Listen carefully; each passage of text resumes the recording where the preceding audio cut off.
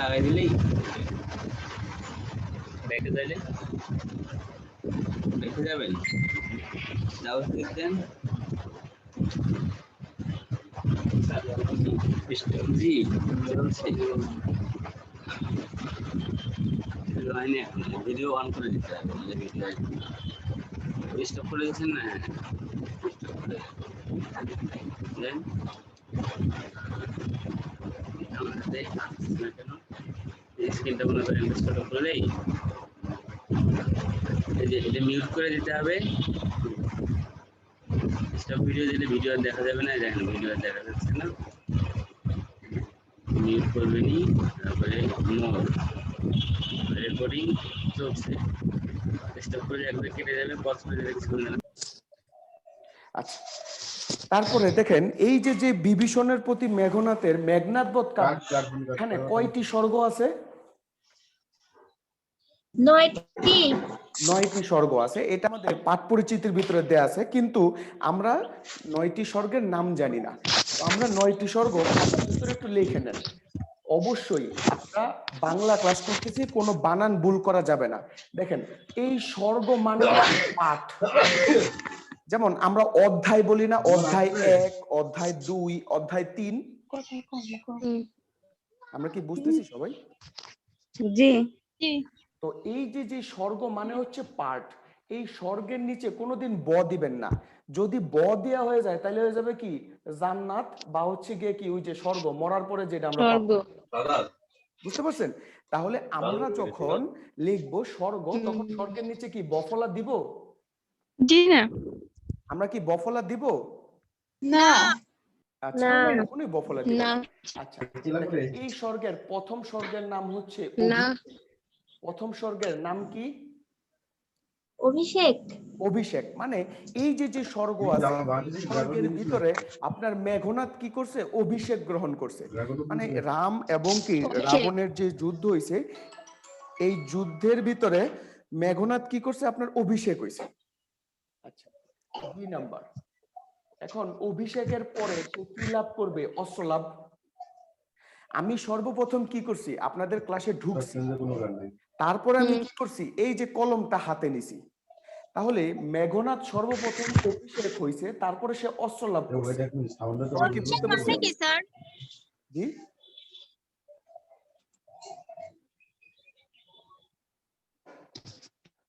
বলেন কে যেন বললেন কোন একটা সমস্যা? তার অভিষেক মানে কি? অভিষেক মানে হচ্ছে গিয়ে কি তারে সূচনা করছে যে এখন যুদ্ধে যাবে হচ্ছে গিয়ে কি মেঘনাথ। আমি সর্বপ্রথম শুরু আইসেই কিন্তু বাংলা ক্লাস শুরু করি নাই, আমি আগে আমার ইন্ট্রোডিউস দিছি, আমাকে আপনারা জানছেন, তারপর আমি বাংলা ক্লাস নিতেছি। ঠিক একই রকম সবার আগে কি করছে? অভিষেক।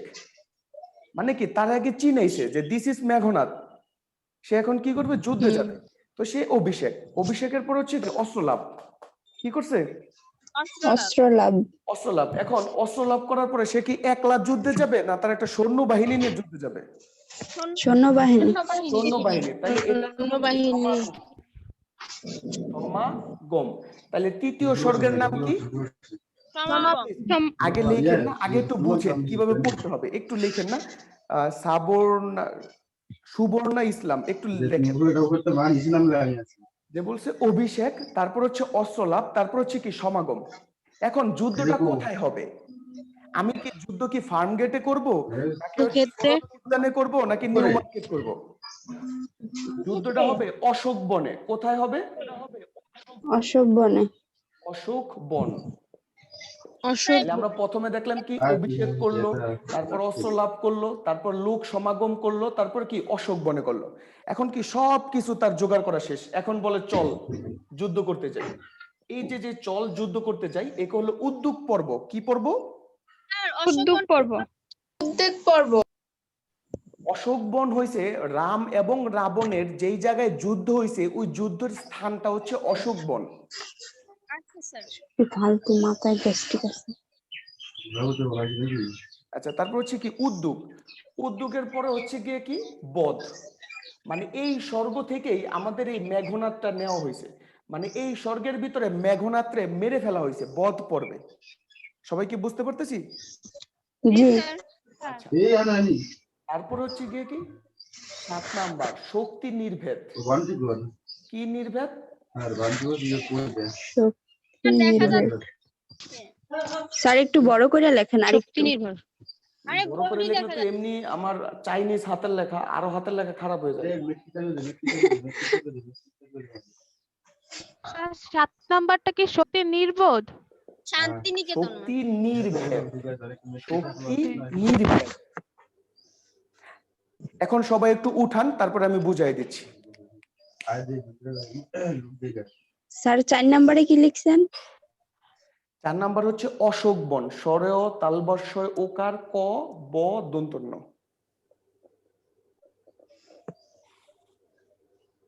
স্যার 8 নাম্বার কি সংযোগ নাকি সংসৃজা? সংস্ক্রিয়া। সংস্ক্রিয়া। ও জি।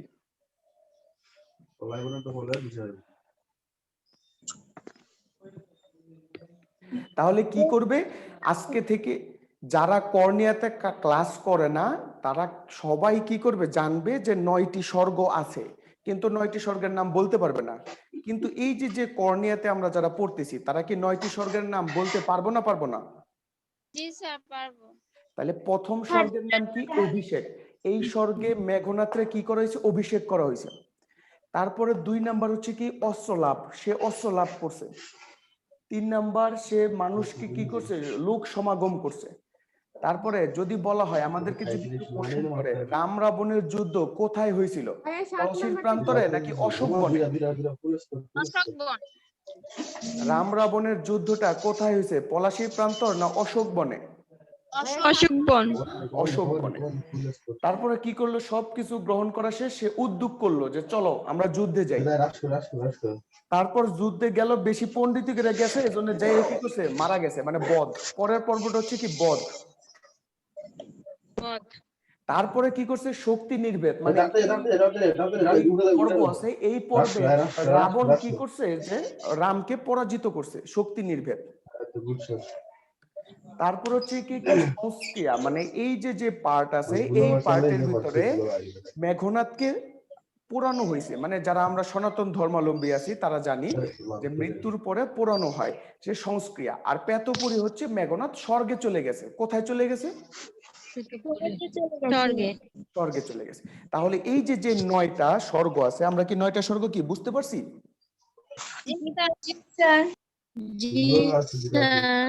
আচ্ছা ঠিক আছে। এই যে যে 9টা স্বর্গ আমাদের চলে গেল, তাহলে আমাদের এই বিভীষণের প্রতি মেঘনাদ কোন স্বর্গ থেকে নেওয়া হয়েছে?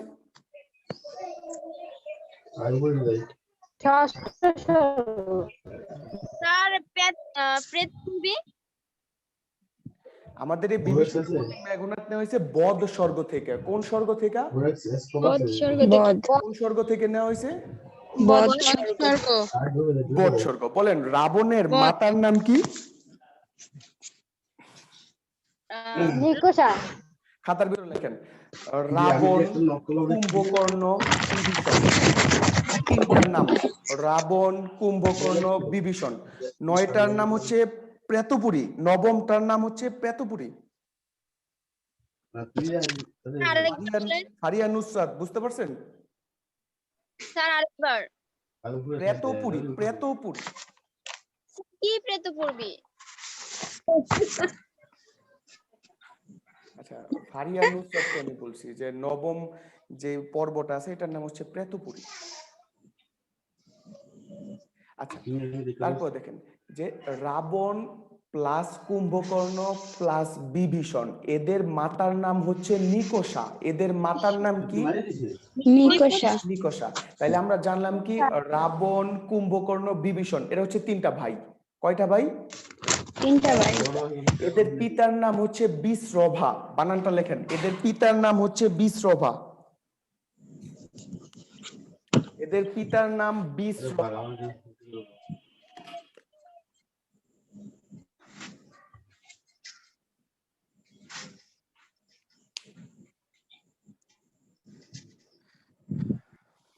তাহলে বলেন রাবণ, কুম্ভকর্ণ এবং বিভীষণের মাতার নাম কি? নিকষা। আর হচ্ছে পিতার নাম কি? বিষরভা। বিষরভা। পিতার নাম কি? বিশ্রবা। তারপর খাতার ভিতরে লেখেন এখানে লক্ষণ রাবণ কুম্ভকর্ণ রাবণ কুম্ভকর্ণ বিভীষণ। রাবণ কুম্ভকর্ণ বিভীষণ। এদের পিতার নাম হচ্ছে বিশ্রভা। পিতার নাম বিশ্রভা। মাতার নাম মাতার নাম নিকোষা। মাতার নাম নিকোষা। নিকষা। আচ্ছা, লেখেন লক্ষণ সমান সমান 11টি নাম। লক্ষণ সমান সমান 11টি নাম। জি লিখছি। লক্ষণ সমান সমান কয়টি নাম? 11টি। মানে আমাদের এই বিভীষণের প্রতি মেঘনাদ যে কবিতা আছে, এই কবিতায় লক্ষণকে 11টি নামে ডাকা হয়েছে। কয়টি নামে ডাকা হয়েছে? 11টি নাম। 11টি নামে ডাকা হয়েছে। তারপর হচ্ছে গিয়ে কি লেখেন বিভীষণ সমান সমান 7টি।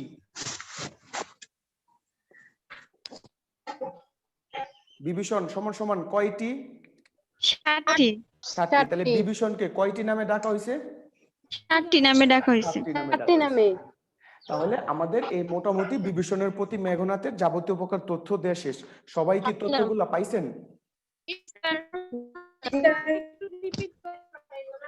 কোনটা রিপিট করব আরেকবার?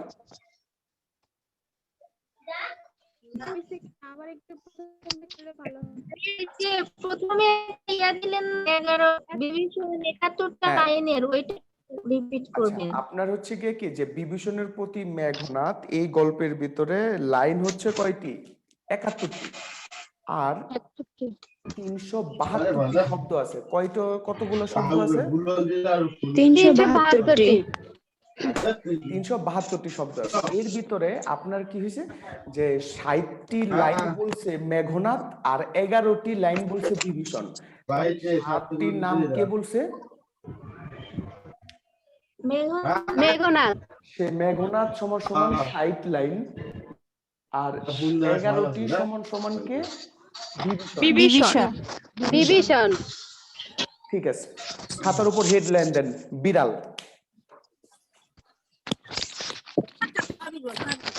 খাতার উপর হেডলাইন দেন বিড়াল।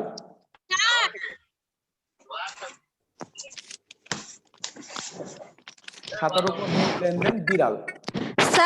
স্যার একটা প্রশ্ন।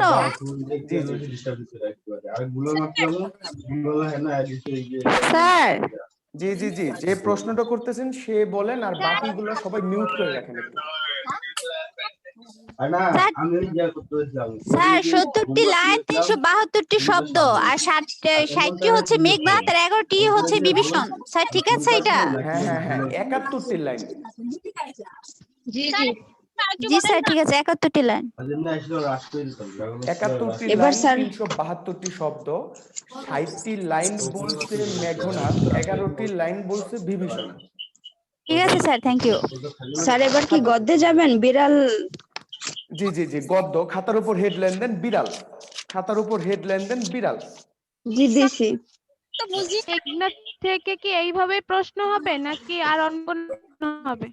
না, আমি আপনাদেরকে কি করতেছি, আমি আপনাদেরকে দেখাই দিতেছি যে এইভাবে এইভাবে আপনারা বাসায় পড়বেন।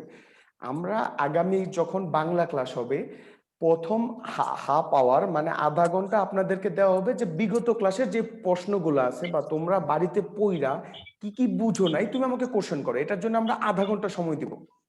বুঝতে পারছেন সবাই? জি জি স্যার। স্যার। এজন্য আমি আপনাদেরকে কি করছি আগে আপনাদেরকে দেখাই দিছি যে কিভাবে পড়তে হবে বাসায়। কারণ এখন আপনারা সবাই মনে করতেছেন কি যে আমরা সবাই পারি, কিন্তু আসলে কিন্তু এইভাবে কোশ্চেন আসে না। কোশ্চেন কিন্তু এই যে মূল মূল জায়গা থেকে আসে। আপনারা কি সবাই বুঝতে পারছেন? জি। বিড়াল গল্পটি লিখছে বঙ্কিমচন্দ্র চট্টোপাধ্যায়। কে লিখছে?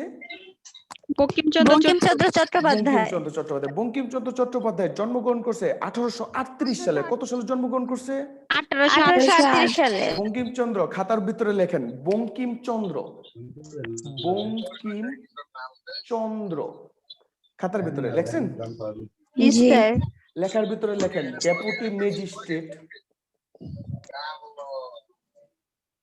ডেপুটি ম্যাজিস্ট্রেট, তারপরে সাহিত্য সম্রাট,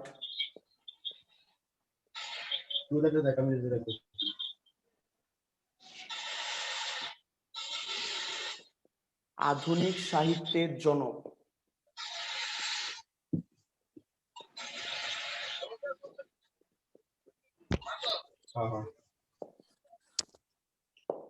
তাহলে বঙ্কিমচন্দ্রে আমরা কয়টা নোট লিখবো খাতার ভিতরে? বঙ্কিমচন্দ্র চট্টোপাধ্যায় তার মূল পেশা ছিল সে ডেপুটি ম্যাজিস্ট্রেট ছিল। কোন ম্যাজিস্ট্রেট ছিল? Deputy magistrate. এই যে যে গোলদাগ দিয়ে লেখেন খুলনা, কোন জেলার ডেপুটি ম্যাজিস্ট্রেট ছিল? খুলনা। খুলনার। সে হলো কি বাংলার সাহিত্য সম্রাট। যদি আমাদের প্রশ্ন আসে যে বাংলার সাহিত্য সম্রাট কাকে বলা হয়, আমরা কার নাম লিখবো? বঙ্কিমচন্দ্র চট্টোপাধ্যায়। বঙ্কিমচন্দ্র চট্টোপাধ্যায়। আধুনিক সাহিত্যের পথ প্রদর্শক কে? বঙ্কিমচন্দ্র চট্টোপাধ্যায়। বঙ্কিমচন্দ্র চট্টোপাধ্যায়। সবটি বুঝতে পারছি সবাই আমরা? জি স্যার। বাংলা সাহিত্যের প্রথম উপন্যাসের নাম কি? না না না, বঙ্গদর্শন। আচ্ছা আচ্ছা, বুর্জেন্দ্রী স্যার, বুর্জ কি যেন একটা। এই একজন দি ছেলে আছে, আব্দুল কে আছো? ছেলে কে? বলেন না। জি তার প্রথম উপন্যাস দুর্গেশ নন্দিনী। আচ্ছা, সবাই খাতার ভিতরে লেখেন প্রথম উপন্যাস। না, অরিজিনাল প্রথম উপন্যাস আলালের ঘরের দুলাল। আলালের ঘরের দুলাল, এটা লেখছে প্যারীচাঁদ মিত্র। প্যারীচাঁদ মিত্র, এটা হচ্ছে প্রথম উপন্যাস। এটা নিচে লিখবেন প্রথম সার্থক উপন্যাস।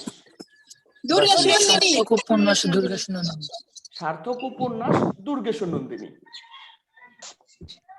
দুর্গেশ নন্দিনী 1865 সাল। 1865 কত সাল? 1835। এবার দেখেন 35 না আপা, 1865। আচ্ছা, এবার একটু দেখেন আমাদের প্রশ্নটা কি ছিল।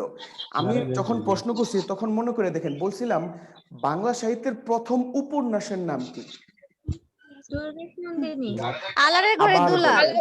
আলালের ঘরের দুলাল। প্রথম উপন্যাস আলালের ঘরের দুলাল। আমি লিখে দিছি কিন্তু তারপরও ভুল বলাটা কিন্তু খারাপ। যে বলছেন যে হচ্ছে দুর্গেশ নন্দিনী, সে এডিট করেন যে বাংলা সাহিত্যের প্রথম উপন্যাসের নাম কি? আলালের ঘরের দুলাল। আর বাংলা সাহিত্যের প্রথম সার্থক উপন্যাসের নাম কি? দুর্গেশ নন্দিনী। আচ্ছা, এবার দেখেন যে প্রথম উপন্যাস আর সার্থক উপন্যাসের ভিতরে পার্থক্যটা কি?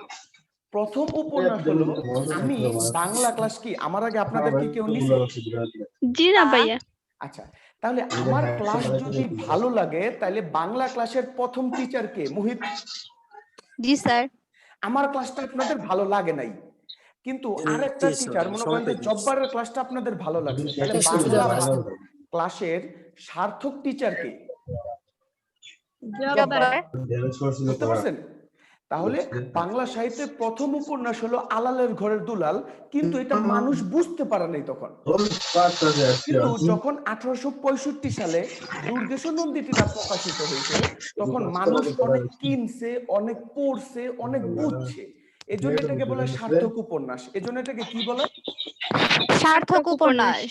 তাহলে কি সবাই আমরা বুঝতে পারছেন? যদি বলা হয় বাংলা প্রথম উপন্যাস, একটু জুড়ে বলেন। আমার কথা বলে শোনে না, শোনা যাচ্ছে স্যার। আচ্ছা, তাহলে বলেন বাংলা সাহিত্যের প্রথম উপন্যাসের নাম কি? আলালের ঘরের দুলাল। বাংলা সাহিত্যের প্রথম সার্থক উপন্যাসের নাম কি? দুর্গেশ নন্দিনী। দুর্গেশ নন্দিনী কত সালে প্রকাশিত হয়েছে? 1865 সালে। 1865 সালে। সবাই কি বুঝতে পারছেন? জি স্যার। আচ্ছা, লেখেন একমাত্র ইংলিশ উপন্যাস, একমাত্র ইংরেজি উপন্যাস ওই পরের বেটার বউলিয়া যে লিখছে রাজমোহন হোয়াইট। তাহলে বঙ্কিমচন্দ্র চট্টোপাধ্যায়ের একমাত্র ইংরেজি উপন্যাসের নাম কি? Rajmohan wife. Rajmohan Rajmahal wife. Wife. Bankimchandra চট্টোপাধ্যায়ের একমাত্র ইংরেজি উপন্যাসের নাম কি?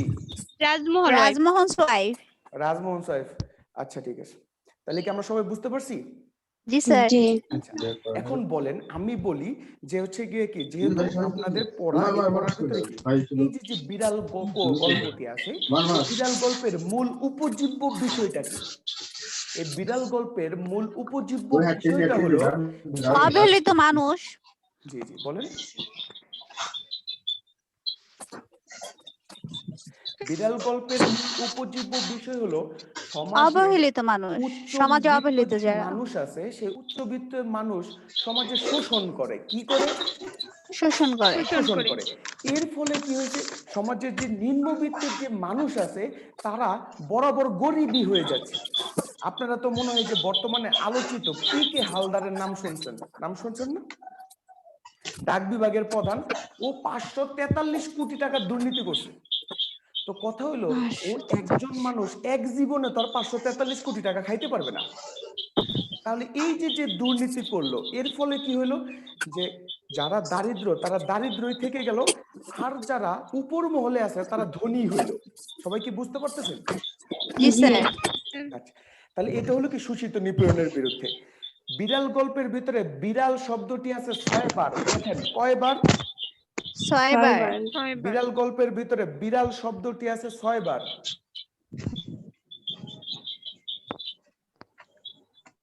এই কার বাড়িতে মুরগি ডাকতেছে একটু মিউট করে নেন, হ্যাঁ? মুরগি টুরগি যা আছে সব ঘরের ভিতরে দিয়া পরে ক্লাস শুরু করেন। আমরা মুরগির আওয়াজ শুনতেছি, হ্যাঁ? ছাগল টাগল যাতে না ডাকে এ বিষয়ে একটু খেয়াল রাখবেন। আচ্ছা, তো এই যে বাংলা সাহিত্যে বিড়াল গল্পটি আছে 6 বার, মেও মেও শব্দটি আছে 13 বার। কয়বার আছে? 13 বার। 13 বার আছে। প্রবাদ বাক্য আছে 6টি। কয়টি প্রবাদ বাক্য আছে? 6টি। 6টি। 6টি প্রবাদ বাক্য আছে। কয়টি প্রবাদ বাক্য? 6টি। 6টি। 6টি প্রবাদ বাক্য আছে। আচ্ছা, এখন দেখেন গদ্য থেকে আপনাদের কিরকম ভাবে কোশ্চেন আসে। গদ্য থেকে কোশ্চেন আসে এরকম ভাবে, বলা আছে যে আমি হুকাতে জিমাইতেছিলাম, মিট মিট করে আলো জ্বলছে। কি করে আলো জ্বলছে? মিট মিট করে আলো জ্বলছে। মিট মিট করে আলো জ্বলছে। এই যে মিট মিট শব্দটি আছে, বলা হবে নিচে এটা বাংলা ব্যাকরণের কোন তত্ত্বের আলোচ্য বিষয়? মিট মিট। দেখেন, আমরা জানি যে ধ্বনির ব্যঞ্জনা এবং জি আলোচ্য বিষয়। আচ্ছা, ধ্বনি এবং কি অনুভূতি প্রকাশ, ধ্বনির ব্যঞ্জনা এবং কি অনুভূতি প্রকাশ ভাবে একটা আছে। ধ্বনির ব্যঞ্জনা অনুভূতি প্রকাশ।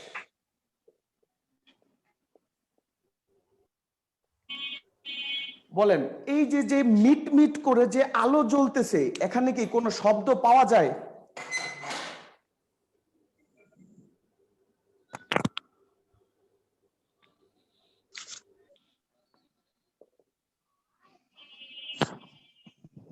দেখেন, যখন ধ্বনির ব্যঞ্জনা হবে তখন শব্দ থাকবে। কি থাকবে? শব্দ থাকবে। যখন অনুভূতি প্রকাশ তখন কি শব্দ থাকবে নাকি থাকবে না? থাকবে না। আচ্ছা, দেখেন উদাহরণগুলো কিরকম। যখন বলছে যে মিট মিট করে আলো জ্বলছে, কেমন করে আলো জ্বলছে? মিট মিট করে আলো জ্বলছে। বলেন, মিট মিট করে যখন আলো হয় তখন কি শব্দ থাকে? না। বলেন, তাহলে কি এটা ধ্বনির ব্যঞ্জনা নাকি অনুভূতি প্রকাশ? অনুভূতি প্রকাশ। আচ্ছা, যখন বলে যে আমার মাথাটা ঝিমঝিম করতেছে, মাথাটা কি করতেছে? ঝিমঝিম করতেছে।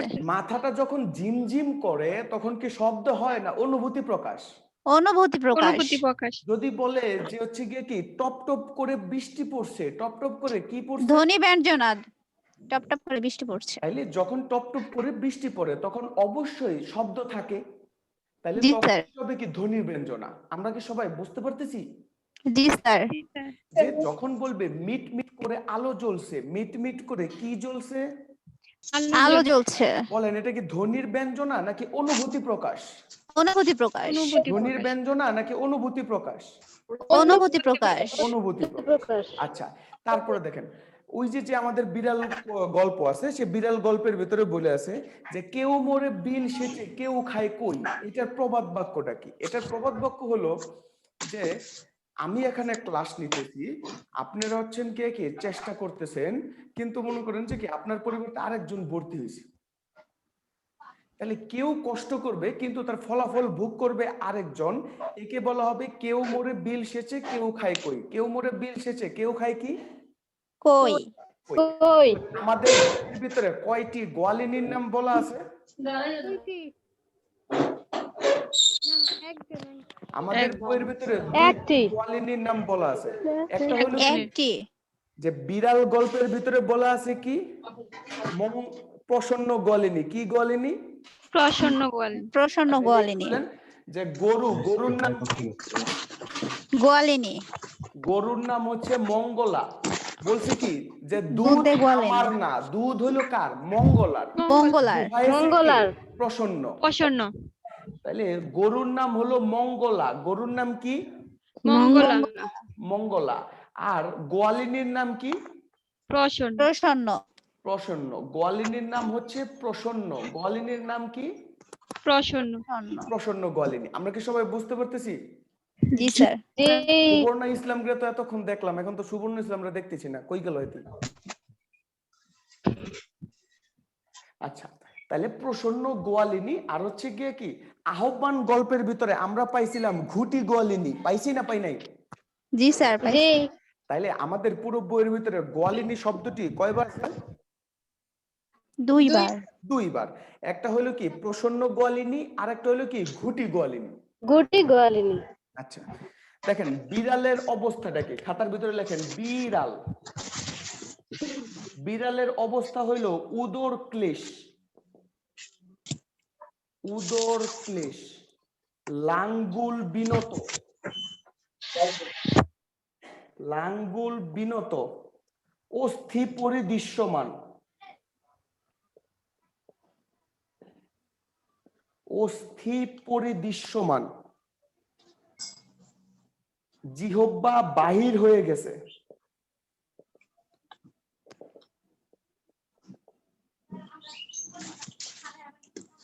আমাদের এই বিড়াল গল্পের ভিতরে বিড়ালের অবস্থা হলো কি বিড়াল খাইতে না পারে তার উদর ক্লেশ। উদর ক্লেশ মানে কি যে তার পেটটা ছোট হয়ে গেছে। পেটটা কি হয়ে গেছে? ছোট হয়ে গেছে।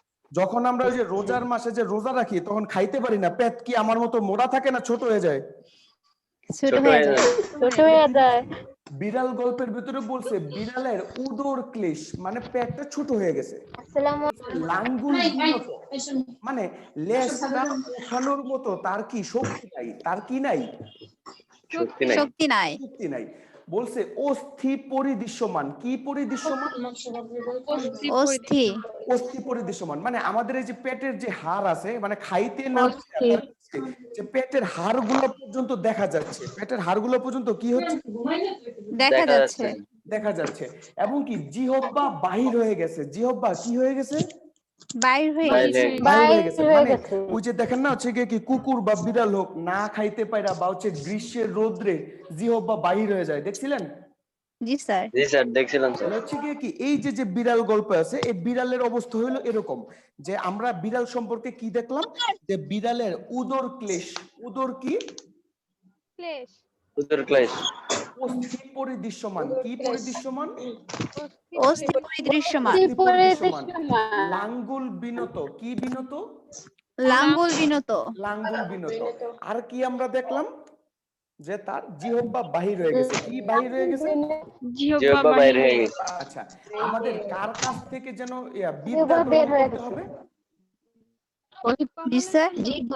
আমার বিড়াল গল্পের ভিতরে বলা আছে না যে বিদ্যা কার কাছ থেকে গ্রহণ করতে হবে? লেখেন বিদ্যা সমান সমান বিজ্ঞ চতুষ্পদ। বিদ্যা সমান সমান বিজ্ঞ চতুষ্পদ। বলা আছে বিজ্ঞ চতুষ্পদের নিকট থেকে বিদ্যা লাভ ব্যতীত তোমাদের কি জ্ঞানের কোনো উন্নতি হবে না। জ্ঞানের কোনো কি হবে না? উন্নতি হবে না। হবে না। উন্নতি হবে না। তাইলে আমাদের বিদ্যা লাভ করতে হবে কার কাছ থেকে? বিজ্ঞ চতুষ্পদের নিকট থেকে। থেকে। তারপরে বলা আছে 500 মানুষের খাবার কয়জনে খায়? একজন। একজনে। 500 মানুষের খাবার কয়জন মানুষ খায়? একজন। আচ্ছা, বিড়াল গল্পের ভিতরে বিড়ালের কথাগুলো কি ভেরি সোশিয়ালিস্টিক এবং সমাজ বিশৃঙ্খলার মূল, এবং সমাজ কিসের মূল? বিশৃঙ্খলার মূল। সমাজ বিশৃঙ্খলার মূল। বুঝতে পারছেন না পারেন নাই? জি স্যার, বুঝতে পারছি। তারপরে বলছে বিড়াল গল্পের ভিতরে বিচারককে কয় দিবস উপাস থাকতে হবে? 3 দিবস।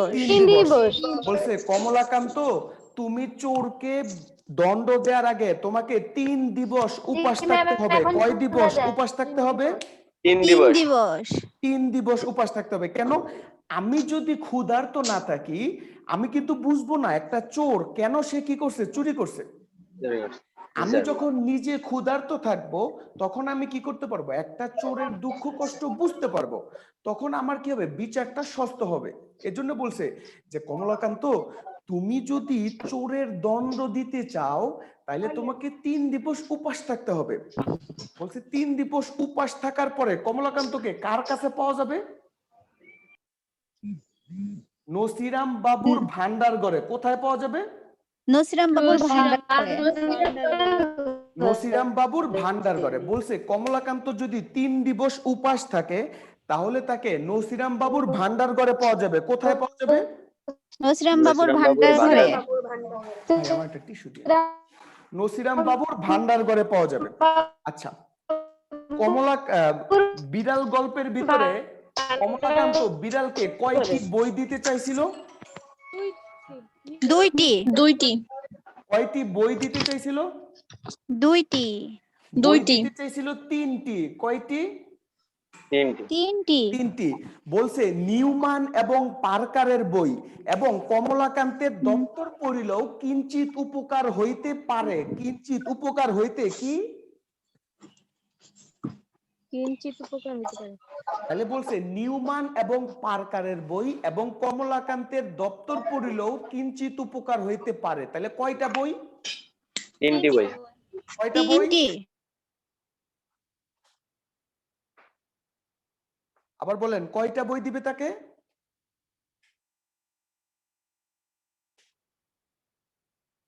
হ্যালো হ্যালো ভাই, নেট কি বন্ধ হয়ে গেছে নাকি? স্যার আপনাকে দেখা যায় না। হ্যাঁ, এই যে আমাদের নেটে একটু সমস্যা করতেছে, এখন দেখা যাবে। সবাই কি জি শুনতে স্যার, এখন দেখা যায়। জি স্যার। সবাই কি শুনতে পাচ্ছেন? জি স্যার। তো এখন ঠিক আছে স্যার। বইয়ের কথা বলা আছে 3টি। বলছে আগামী কালকে সকালে, বলছে সকাল সমান সমান কি জলযোগ। বলা আছে আগামীকাল সকালে আসিও, মানে জলযোগের সময় আসিও। কিসের সময় আসিও? জলযুগের সময় আসো। তাহলে জলযোগ সমান সমান কি? সকালের খাবার। জলযোগ সমান সমান কি? সকালের খাবার। সকালের খাবার। সকালের খাবারে প্রসন্ন আমাকে কি দিবে? ছানা দিবে। কি দিবে? ছানা দিবে। তাইলে বলছে যে আগামীকাল জলযোগের সময় প্রসন্ন আমাকে ছানা দিবে, তুমি চলিয়া আসিও। দেখুন আপনাদের কি যে একটা মানে লাইন, যেই লাইনটা শুনলে কি যে শরীর রক্ত গরম হয়ে যায়। কি বলছে? বলছে অদ্য আর কাহারো হাড়ি ভাঙ্গিও না, মানে আজকে আর কারো কাছে চুরি করো না। তো বিড়াল গল্পের ভিতরে বিড়াল বলতে বলছে কি যে হাড়ি ভাঙ্গার কথা ক্ষুধা অনুযায়ী বিবেচনা করব। হাড়ি ভাঙ্গার কথা কি অনুযায়ী বিবেচনা করব? ক্ষুধা অনুযায়ী। মানে আমার যদি ক্ষুধা বেশি লাগে তাহলে আমি হাড়ি ভাঙবো, যদি ক্ষুধা কম লাগে তাহলে আমি হাড়ি ভাঙবো না। কি করব না? হাড়ি ভাঙবো না। আচ্ছা, তারপরে দেখেন ওটার মধ্যে বলা আছে যে বলা আছে কি যখন একজন জ্ঞানী মানুষ তর্কে পরাজিত হয় তখন সে গম্ভীর আকারে কি প্রদান করে? উপদেশ। প্রদান করে। উপদেশ প্রদান করে। মানে আমি যখন আপনাদের প্রশ্নের উত্তর দিতে পারবো না তখন আমি কইলাম এই প্রশ্ন আইতো না, মানে আমি কিন্তু আপনার প্রশ্নের উত্তরটা পারি না। ঠিক আছে? আমি এখন কি করতে হবে, কাটাইতে হবে, তখন আমি বলবো এই প্রশ্ন আসবে না। তো ঠিক একই রকম বলছে যে যখন ফারিয়া নুসরাত, আমরা শেষে ধ্বনি ব্যঞ্জনাটা আমি আবার বলে দেব, ফারিয়া নুসরাত আমি শেষে সময় দেব আপনাকে। আচ্ছা, তো আমরা এই যে বিড়াল গল্পের সময় আমরা জানলাম, বিড়াল গল্পের ভিতরে কমলাকান্ত কি বলিয়া নিচেকে সন্তুষ্ট দিছে, বলছে একটা পতিত আত্মাকে সে আলোর পথ দেখাইছে। পতিত আত্মাকে কি পথ দেখাইছে? আলোর পথ। আলোর পথ। এখানে পথ পতিত দেখাইছে। আত্মা বলতে কাকে বোঝানো হয়েছে? বিড়ালকে। বিড়াল। বিড়ালকে। শাকিল হোসেন, আপনার সামনে কি খাতা বই আছে তো নাকি? তো হচ্ছে গিয়ে কি যে পতিত আত্মা বলতে বিড়ালকে বোঝানো হয়েছে। পতিত আত্মা বলতে কাকে বোঝানো হয়েছে?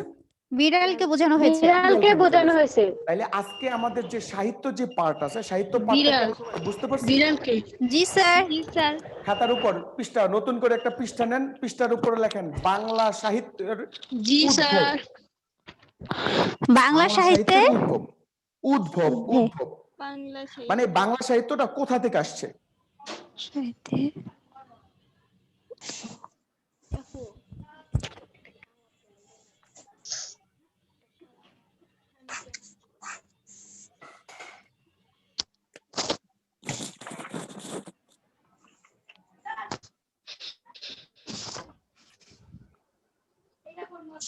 স্যার দেখা যায় না। একটু আমি একটু লিখি, তারপর হচ্ছে কি একটু দেখবেন।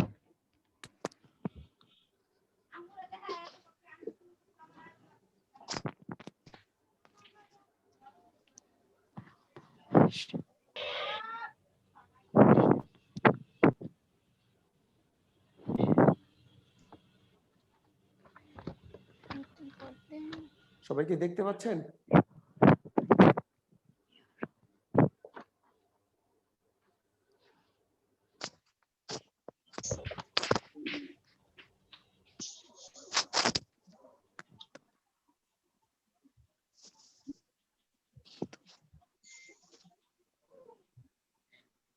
স্যার দেখা যায় না। আচ্ছা, তাহলে এতটুকু পর্যন্ত আপনারা লেখেন, সংস্কৃত আর প্রাকৃত। এতটুকু পর্যন্ত লেখা শেষ হলে আমাকে একটু বলবেন। সুবর্ণা ইসলাম আপা, আপনি বলবেন। স্যার আরবি, তারপরে কি লেখা? এটা হচ্ছে কি আরবি, মিশরি, তারপর হচ্ছে কি ভারতীয়।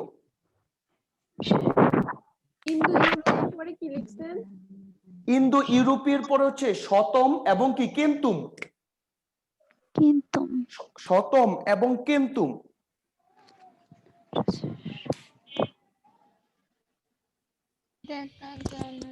ভাইয়া একটু পরপর দেখা যাইতেছে না। আপনাদের নেটের সমস্যা, হ্যাঁ একটু পর পর বোঝা যাবে, সমস্যা নেই।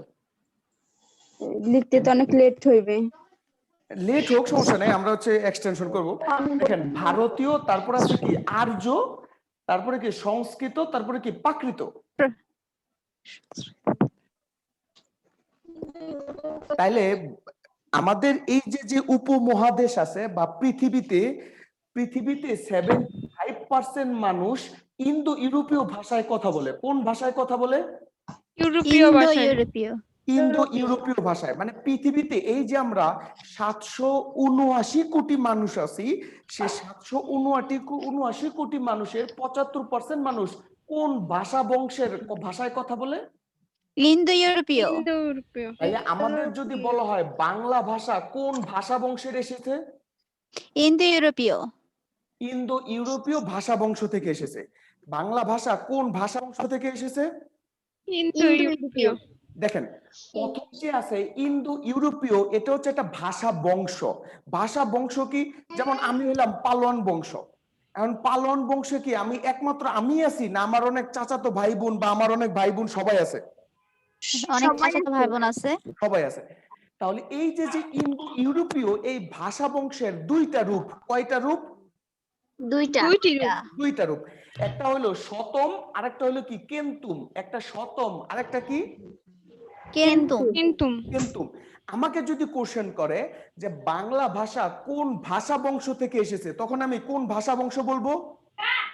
ইন্দো ইউরোপীয়। ইন্দো ইউরোপীয় ভাষা বংশ। আমাকে যদি কোশ্চেন করা হয় বাংলা ভাষা ইন্দো ইউরোপের কোন শাখা থেকে এসেছে, শতম শাখা নাকি কেন্তুম শাখা? শতম শাখা। শতম শাখা। বুঝতে পারতেছেন? প্রশ্নের জি, স্যার। ধরনটা বুঝেন। যদি বলা হয় বাংলা ভাষা কোন ভাষা বংশ থেকে এসেছে, তখন আমরা কি উত্তর দিব? ইন্দো ইউরোপীয়। ইন্দো ইউরোপীয়। ইন্দো ইউরোপীয় ভাষা বংশ থেকে এসেছে। যদি বলা হয় বাংলা ভাষা ইন্দো ইউরোপীয় ভাষা বংশের কোন শাখা থেকে এসেছে, কোন শতম। শাখা, শতম শাখা তখন থেকে। আমরা বলবো শতম নাকি কেন্তুম? শতম। শতম। শতম শাখা থেকে এসেছে। এই শতম শাখা থেকে আরবি ভাষাও আসছে, এই শতম শাখা থেকে মিশরি ভাষাও আসছে, ভারতীয় ভাষাও আসছে। বুঝতে পারতেছেন? জি স্যার। এই যে ভারতের মানুষ, এই যে দেখেন এখনো কিন্তু আমরা পৃথিবীতে দুই ধরনের মানুষ আছি। কয় ধরনের মানুষ আছি? দুই ধরনের। দুই ধরনের। একটা দুই হলো ধরনের। আর্য। আর্য মানে কি? যারা শিক্ষিত। আর্য মানে কি? যারা শিক্ষিত। যারা শিক্ষিত। আরেকজন আছে কি? যারা অনার্য, শিক্ষিত। যারা কি অশিক্ষিত। বুঝতে পারতেছেন? জি স্যার। তাহলে এই যে ভারতের যে ভাষা আছে, এদের একটা ভাষার নাম হলো আর্য ভাষা। আর্য ভাষা মানে কি? মানে শিক্ষিত মানুষের ভাষা। শিক্ষিত হয়েছে। কাদের ভাষা? শিক্ষিত মানুষের ভাষা। আমি কিন্তু আসার সময় আমার মেসে বা আমি হলে যেভাবে কথা বলছি, আমি কিন্তু ক্লাসে ওইভাবে কথা বলতে পারবো না। আমি কি ক্লাসে ওইভাবে কথা বলতে পারবো? জি না স্যার। জি না স্যার। কথা বলতে পারবো না। তাহলে এই যে শিক্ষিত মানুষের ভাষা, এই আর্য ভাষাকে দুই ভাগে ভাগ করা হয়েছে। কয় ভাগে ভাগ করা হয়েছে? দুই ভাগে ভাগ করা হয়েছে। দুই ভাগে। একটা হলো সংস্কৃত, আরেকটা হলো কি প্রাকৃত। একটা সংস্কৃত, আরেকটা কি প্রাকৃত। আর সবাই কি এতটুকু পর্যন্ত উঠাইছেন? যারা উপস্থিত আছেন উঠাইছেন? জি স্যার। জি স্যার। জি স্যার, আমি তাহলে মুছে দিলাম। হ্যাঁ, স্যার 700 কতটি দেশে ইন্দো ইউরোপীয় ভাষা?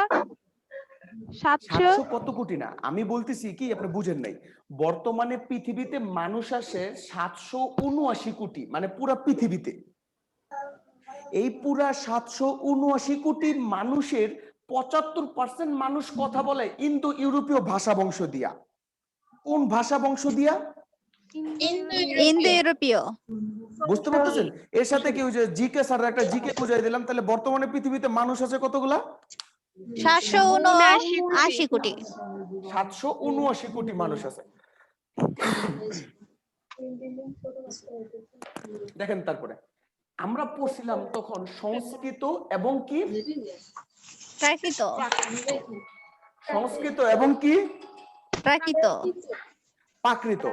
এই যে দেখেন প্রাকৃত ভাষার আবার দুইটা রূপ। একটা হলো কি গৌড়ীয়, আরেকটা হলো কি মাগধীয়। গৌড়ীয়, আরেকটা কি মাগধীয়। ময়কারের মা, গ, ধয় দীর্ঘিকার অন্তস্থ। কেউ না বুঝলে বলবেন।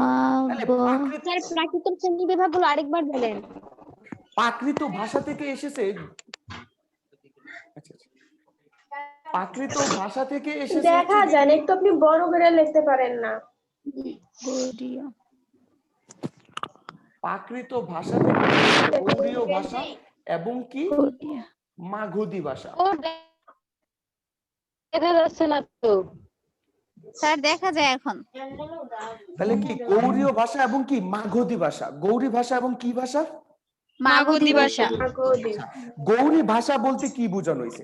গৌড়ীয় ভাষা বলতে বোঝানো হয়েছে কি, যে হচ্ছে যেমন মহস্তানগড়ের যে ভাষাগুলো আছে, মানে গৌড় রাজার যে ভাষা, একে বলা হবে গৌড়ীয় ভাষা। একে বলা হবে কি ভাষা? গৌড়ীয় ভাষা। একে বলা হবে গৌড়ীয় ভাষা। গৌড় রাজার যে ভাষা, একে বলা হবে গৌড়ীয় ভাষা। আরেকটা ভাষা থাকবে, সেটা হচ্ছে মগধ রাজার, সেটা হচ্ছে কি মাগধী ভাষা। কি ভাষা? মাগধী ভাষা। ডক্টর সুনীতি কুমার, ডক্টর কি কুমার? সুনীতি কুমার। ডক্টর সুনীতি কুমারের মতে বাংলা ভাষা এসেছে মাগধী ভাষা থেকে। কোন ভাষা থেকে? মাগধী ভাষা থেকে।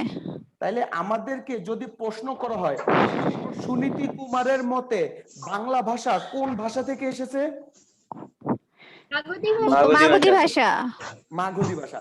তাহলে মাগধী এবং মাগধী মাগধী ভাষা কিন্তু একই। বুঝতে পারছেন? মাগধী এবং মাগধী প্রাকৃত দুইটা কিন্তু একই, কারণ মাগধী ও প্রাকৃত থেকে তৈরি, গৌড়ীয় কি দিয়ে তৈরি? প্রাকৃত থেকে তৈরি। প্রাকৃত থেকেই তৈরি, বুঝতে পারছেন? আচ্ছা, আর গৌড়ীয় ব্যাকরণটা হচ্ছে কি ডক্টর মোহাম্মদ শহীদুল্লাহ। ডক্টর মোহাম্মদ কি? ডক্টর মোহাম্মদ শহীদুল্লাহ। ডক্টর মোহাম্মদ শহীদুল্লাহ।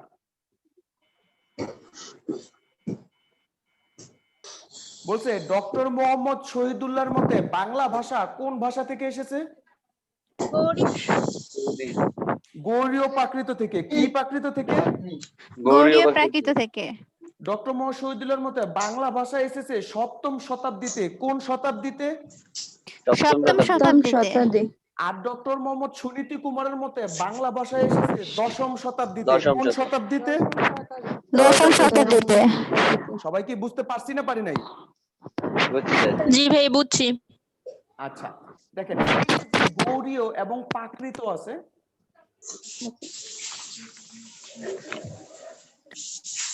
এই যে গৌড়ীয় এবং কি প্রাকৃত, এই প্রাকৃত ভাষার একটি বিকৃত রূপ। কি রূপ? বিকৃত রূপ হলো কি বঙ্গকামরূপী। কি কামরূপী? বঙ্গকামরূপী। মানে এই যে বিকৃত রূপ, এই বিকৃত রূপের সংস্কৃত উচ্চারণ হচ্ছে অপভ্রংশ। মানে অপভ্রংশের বাংলা হচ্ছে বিকৃত রূপ। অপভ্রংশের বাংলা কি? বিকৃত রূপ। বিকৃত রূপ মানে যাহা অপভ্রংশ তাহাই কি? বিকৃত রূপ। তাহলে এই যে গৌড়ীয় আছে এবং প্রাকৃত আছে, এই গৌড়ীয় এবং প্রাকৃতর বিকৃত রূপকে কি বলা হয়? অপভ্রংশ। কি বলা হবে? এই গৌড়ীয় এবং প্রাকৃতের মিলনে তৈরি হয়েছে কি বঙ্গকামরূপী। কি রূপী? বঙ্গকামরূপী। আর এই বঙ্গকামরূপী থেকে বাংলা ভাষার উদ্ভব। কোন ভাষার উদ্ভব? বাংলা ভাষার বাংলা ভাষার উদ্ভব। এখন যদি আমাদের কোশ্চেন করা হয় বাংলা ভাষার আদি ভাষার নাম কি, তখন আমরা কি বলবো? বঙ্গকামরূপী। কি বলবো? বঙ্গকামরূপী। কি বলবো? বঙ্গকামরূপী। তাহলে বাংলা ভাষার আদি রূপের নাম কি? সবাই সমস্যারে বাংলা ভাষার আদি রূপের নাম কি? বঙ্গকামরূপী। সবাই কি বুঝতে পারছেন না পারেন নাই? জি ভাই বুঝতে পারছি। তাহলে এই যে বাংলা ভাষা আসলো, এই বাংলা ভাষা আসছে ব্রাহ্মী লিপি থেকে। কোন লিপি থেকে? ওরে বাবা গো, কার ফোন সাইলেন্ট করে রাখলে তো হয়। বাংলা ভাষা এসেছে ব্রাহ্মী লিপি থেকে। কোন লিপি? ব্রাহ্মী লিপি থেকে। বাংলা ভাষা কোন লিপি থেকে এসেছে? মানে ব্রাহ্মী লিপি। মানে লিপি কোনটা? লিপি হচ্ছে কি এই যে আমরা লিখতেছি ক খ গ, এগুলা তো লিপি। আমরা তো সবাই জানি, জানি না? জানি না? জি স্যার। এই যে ক খ গ, এই যে লিপিগুলা, এগুলা কোন লিপি থেকে আসছে? ব্রাহ্মী লিপি থেকে আসছে। সবাইকে আমরা বুঝতে পারছি ক্লাসটা? জি ভাই বুঝতে পারছি। আচ্ছা ঠিক আছে। তারপরে বলেন ধ্বনি এবং বর্ণের ভিতরে পার্থক্যটা কি? ধ্বনি এবং বর্ণের ভিতরে পার্থক্যটা কি?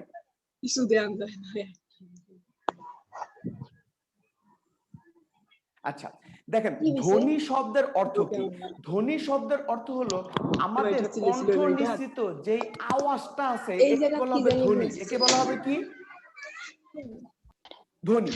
দেখেন সবাই উচ্চারণ করেন ক। এই যে কটা আছে, এই যে আমরা বলছি মানুষের কণ্ঠ নিঃসৃত আওয়াজ, একে বলা হবে ধ্বনি। একে বলা হবে কি? ধ্বনি। আর এই যে আমরা লেখি ক, আমরা যখন ক কি লেখলাম না, এই যে ধ্বনির লিখিত রূপকে বর্ণ বলা হয়। ধ্বনির লিখিত রূপকে কি বলা হয়? বর্ণ। আমরা যখন মুখ দিয়ে বলবো তখন কি ধ্বনি নাকি বর্ণ? বর্ণ স্যার। এই বেটা ধ্বনি যখন ধ্বনি আমরা কি করব? রোগটির আওয়াজ করব তখন সেটা হবে ধ্বনি, তখন সেটা কি ধ্বনি হবে? ধ্বনি ধ্বনি।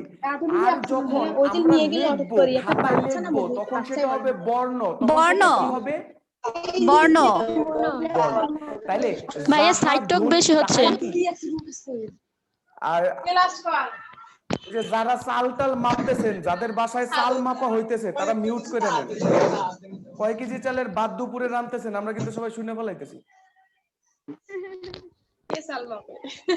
হ্যাঁ, এই যে চাল মাপা বন্ধ। স্যার স্যার একটা প্রশ্ন স্যার, আমি ওই যে একটু কারেন্ট চলে গেছিল তো লিখতে পারি না। এই যে বাংলা ভাষা এসেছে ব্রাহ্মী লিপি থেকে, আম্মা, আপনি আম্মা, মুছে আম্মা, ফেলাইছেন, ওইখানে কি আম্মা, লেখা যে ছিল? লিখতে পারেন নাই, ওনাকে আমি লাস্টে সময় দিব। হ্যাঁ, লাস্টে হচ্ছে আপনার যেটা জি লিখতে স্যার, পারেন আপনি বলবেন, ঠিক আছে? এখন সবার সাথে জি স্যার। তাইলে যাহা ধ্বনি তাহাই কি? বর্ণ। বর্ণ শুধুমাত্র ধ্বনিটা হলো কি আওয়াজ, আর বর্ণটা হলো কি লিখিত রূপ। বর্ণ কি? রূপ। জি স্যার। বলেন, বাংলা বর্ণমালায় বর্ণ আছে কয়টি? স্বরবর্ণ না ব্যঞ্জন বর্ণ? আমি বর্ণ জিজ্ঞেস করছি, স্বরবর্ণ না ব্যঞ্জন বর্ণ জিজ্ঞেস করিনি। আমি জিজ্ঞেস করছি বর্ণ কয়টি। 50টি। তাহলে বাংলা বর্ণমালায় বর্ণ কয়টি? 50টি। 50টি। বাংলা বর্ণমালায় স্বরবর্ণ কয়টি? 11টি। ব্যঞ্জন বর্ণ কয়টি? 39টি। 39টি। স্বরবর্ণের সংক্ষিপ্ত রূপকে কি বলা হয়? কার? ব্যঞ্জন বর্ণের সংক্ষিপ্ত রূপকে কি বলা হয়? ফালা। আচ্ছা, খাতার ভিতরে লেখেন মৌলিক স্বরধ্বনি 7টি। মৌলিক স্বরধ্বনি কয়টি? 60টি। মৌলিক স্বরধ্বনি কয়টি? মৌলিক স্বরধ্বনি কয়টি? 60টি। 7টি। উচ্চারণের ভিত্তিতে মৌলিক স্বরধ্বনিকে 3টি ভাগে ভাগ করা যায়। উচ্চারণের ভিত্তিতে মৌলিক স্বরধ্বনিকে কয়টি ভাগে ভাগ করা যায়? 3টি ভাগে।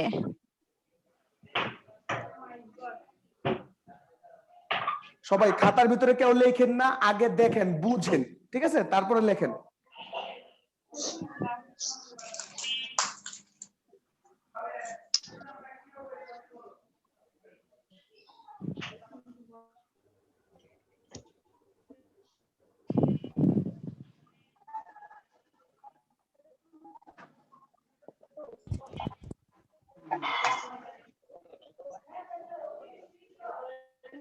স্যার কিছু দেখা যাইতেছে না। সবাই কি দেখতে পাচ্ছেন? স্যার দেখা যাইতেছে না। কি বোর্ডে সমস্যা নাকি হচ্ছে ব্ল্যাঙ্ক আসতেছে? যদি ব্ল্যাঙ্ক আসে তাহলে আপনাদের নেটে সমস্যা, ঠিক আছে? সমস্যা আমাদের মাঝেই ভাইয়া, যে কথা বলছে তার ছবিটাই মানে ভেসে উঠতেছে স্ক্রিনে। আচ্ছা আচ্ছা, সমস্যা নেই। দেখেন, উচ্চারণের ভিত্তিতে মৌলিক স্বরধ্বনিকে কয়টি ভাগে ভাগ করা যায়?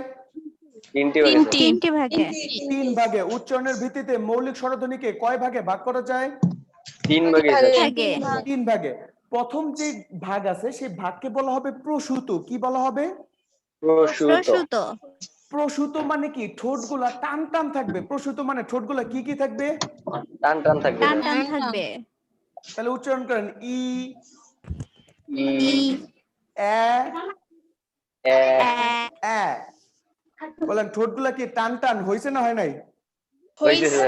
হইছে। তাহলে প্রসূতর ভিতরে কি কি আছে? ই, এ এবং কি এ। সবাই কি বুঝতে পারছেন? তারপর হচ্ছে গোলাকার। গোলাকার মানে কি? ঠোঁটগুলা গোল থাকবে। ঠোঁটগুলা কি থাকবে? গোল থাকবে স্যার। গোল থাকবে। সবাই বলেন অ, অ, উ, উ, ও। ও। বলেন, ঠোঁটগুলা কি টান টান রয়েছে নাকি গোল হয়ে গেছে? গোল হইছে। গোল হয়ে গোল হয়েছে। তাহলে গোলাকারের ভিতরে কি আছে? অ, রস্যু এবং কি ও। সবাই কি বুঝতে পারছি? জি স্যার। আরেকটা হচ্ছে স্বাভাবিক। স্বাভাবিক মানে হচ্ছে আ। স্বাভাবিক মানে কি? মানে আপনি যত খুশি আ করেন। সকালবেলা পুঁইশাক দিয়ে ভাত খাইলে যদি দাঁতে দেখাও যায় তাও আ করেন। তাহলে আ হচ্ছে গিয়ে কি স্বাভাবিক। আ কি? স্বাভাবিক। স্বাভাবিক। তাহলে দেখেন 3, 3, 6, আরেকটা কি 7। সাত। বুঝতে পারছেন? জি স্যার। জি ভাই তাহলে বলেন বুঝছি। মৌলিক স্বরধ্বনি কয়টি? 7টি। মৌলিক স্বরধ্বনি কয়টি? 7টি। 7টি। উচ্চারণের ভিত্তিতে মৌলিক স্বরধ্বনিকে কয়টি ভাগে ভাগ করা যায়? 3 ভাগে। কি কি? প্রসূত, গোলাকার, গোলাকার, স্বাভাবিক। এই খারাপ, সুবর্ণা ইসলাম, প্রসূতি মানে?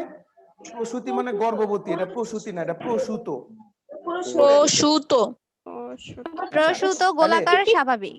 প্রসূত, গোলাকার এবং কি স্বাভাবিক। স্বাভাবিক। তাহলে স্বাভাবিক। প্রসূত মানে কি ঠোঁট গুলা টান টান থাকবে, ঠোঁটগুলা টানা ঠোঁটগুলা কি টানা থাকবে থাকবে? স্যার, টানা টানা স্যার। আচ্ছা, আমাদের মাঝে এখন সুবর্ণা ইসলাম বলবে, বলো ই এ এ, বলো ই এ এ এ, বলো ঠোঁটগুলা কি টান টান হয়েছে না হয় নাই? হয়েছে। হয়েছে। এটা কি প্রসূত না প্রসূতি? প্রসূত। প্রসূত। প্রসূতি হলে কিন্তু গর্ভবতী হয়ে যাবে, ঠিক আছে? গর্ভবতী করা যাবে না, স্বরবর্ণ গর্ভবতী হয় না। জি স্যার। তো কি বলছে? এটা হচ্ছে প্রসূত। তারপর হচ্ছে গোলাকার, গোলাকার মানে গোল, আর এটা হচ্ছে গোল। স্বাভাবিক। সবাই কি বুঝতে পারছি? জি স্যার। জি স্যার। তাহলে আমি মুছে ফেললাম। আমাদের বাংলা বর্ণমালায় কার আছে 10টি। কয়টি কার আছে? 10টি। 10টি। তাহলে কয়টি বর্ণের কার নেই? একটি বর্ণের কার একটি। নেই। একটি বর্ণের কার নেই। এই হলো কি অ। অকে বলা হয় নীলিন বর্ণ। কি বর্ণ? নীল নীল। নীলিন বর্ণ। অকে বলা হয় নিরপেক্ষ বর্ণ। অকে বলা হয় কি বর্ণ? নিরপেক্ষ বর্ণ। নিরপেক্ষ বর্ণ। নিরপেক্ষ বর্ণ কেন বলা হয়? কারণ অ সকল ক্ষেত্রে ব্যবহৃত হয়। অ সকল ক্ষেত্রে কি হয়?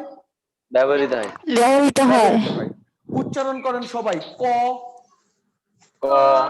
ক, কি অ আছে না নাই? আছে স্যার। আছে। আছে। বলেন খ। খ, খ, এর ভিতরে কি অ আছে না নাই? আচ্ছা স্যার। আছে। আছে। তাহলে এই যে অটা আছে, এই অটা সকল ক্ষেত্রেই ব্যবহৃত হয়, এজন্য অকে বলা হবে নিরপেক্ষ বর্ণ। কি বর্ণ? নিরপেক্ষ বর্ণ। নিরপেক্ষ এই বর্ণ। যে কয়ের ভিতরে যে একটা অ আছে, এই অটা কি দেখা যায়? না। না। এজন্য ওকে বলা হয় নীলিন বর্ণ, মানে যা বিলীন, যার বাস্তব কোনো অস্তিত্ব নাই। এখন কয়ের ভিতরে যে ও আছে, এটা কি দেখা যাচ্ছে? জি না স্যার। না, না। দেখা যায় না। অস্তিত্ব এজন্য নাই স্যার। ওকে বলা হবে নীলিন বর্ণ। কি বর্ণ? নীলিন বর্ণ। নীলিন বর্ণ। তাহলে বলেন অ এর নাম কয়টি? 2টি। এর নাম 2টি। একটা হলো কি নীলিন বর্ণ, আরেকটা কি নিরপেক্ষ বর্ণ। নিরপেক্ষ একটা নীলিন বর্ণ। বর্ণ, আরেকটা কি বর্ণ? নিরপেক্ষ বর্ণ। নিরপেক্ষ বর্ণ। সবাই কি বুঝতে পারছি না পারি নাই? জি, জি স্যার, সবাই কি বুঝছি। বুঝতে পারছি? বুঝতে জি, স্যার। পারছি। বলেন বাংলা ব্যঞ্জন বর্ণে ফলা আছে কয়টি? 6টি। কয়টি ফলা আছে? কয়টি? 6টি। সুবর্ণ 6টি। ইসলামের ট্যাগরা এদিক ওদিক কই তাকাও, স্ক্রিনের দিকে তাকাও, এদিকে তাকাও। তারপরে কি? এই যে ফলা, এই ফলার ক্ষেত্রে আমাদের সব ফলা পড়তে হবে না, আমরা পড়বো শুধুমাত্র একটা ফলা, সেটা হলো ম ফলা। কি ফলা? মফলা। ম ফলা। আমরা সবাই খাতার ভিতরে লেখেন ম ফলা।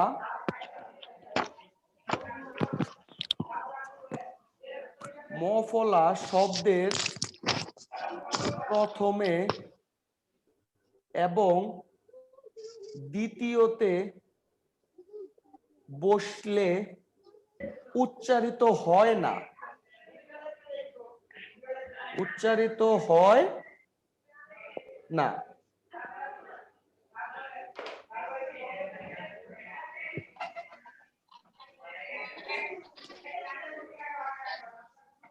তাহলে কি সবাই বুঝতে পারছেন?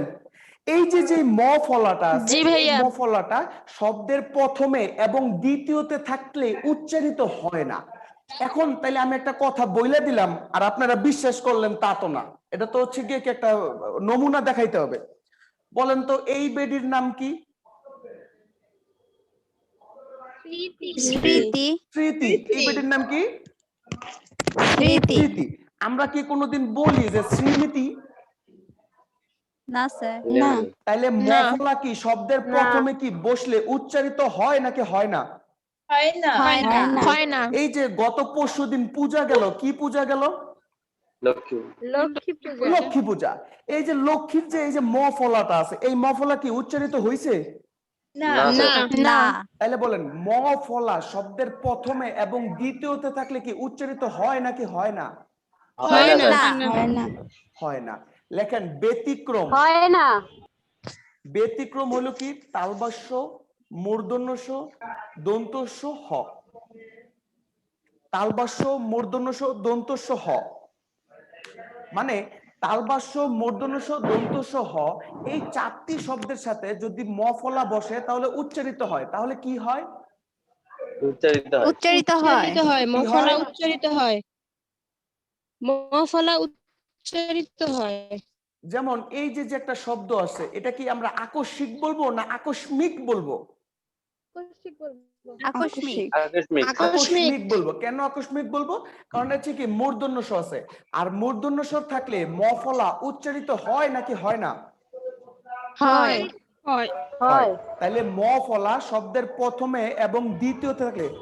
অর্পিতা বিশ্বাস গাছতলায় ক্লাস করতেছেন, আপনি কি লিখতেছেন? জি জি আচ্ছা, না বুঝলে আপনি লিখতেছি। বলবেন। আচ্ছা, তো হচ্ছে এই যে যে আকস্মিক আমরা পড়লাম যে ম ফলা ঠিক শব্দের প্রথমে আছে। এবং দ্বিতীয়তে থাকলে উচ্চারিত হয় না, কিন্তু তালবাস্য, মূর্ধন্য ষ, দন্ত স, হ এই চারটা ক্ষেত্রে যদি বসে তাহলে ম ফলা কি উচ্চারিত হবে নাকি হবে না? উচ্চারিত হয়। হবে হবে উচ্চারিত হবে। হবে উচ্চারিত কি হবে হবে হবে? সবাই কি বুঝতে পারছি? জি জি স্যার।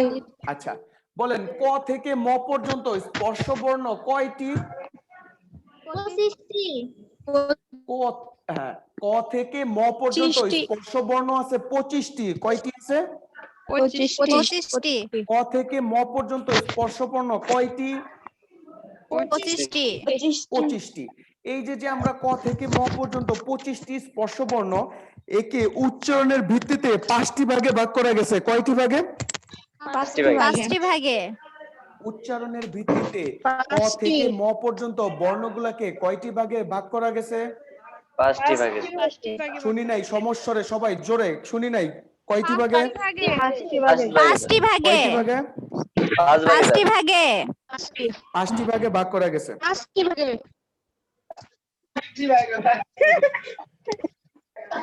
হাসতেছে কেন? হাসতেছে কেন?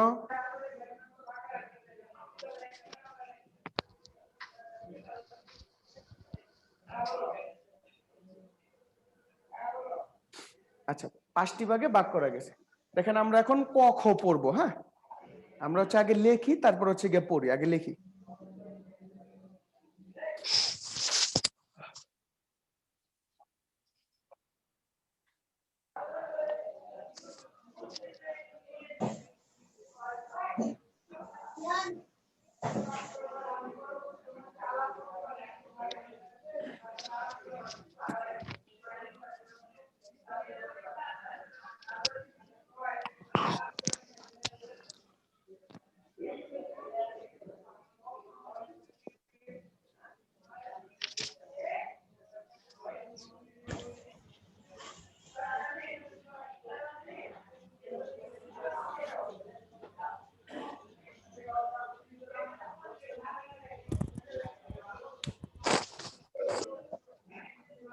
আপনারা সবাই কি দেখতেছেন?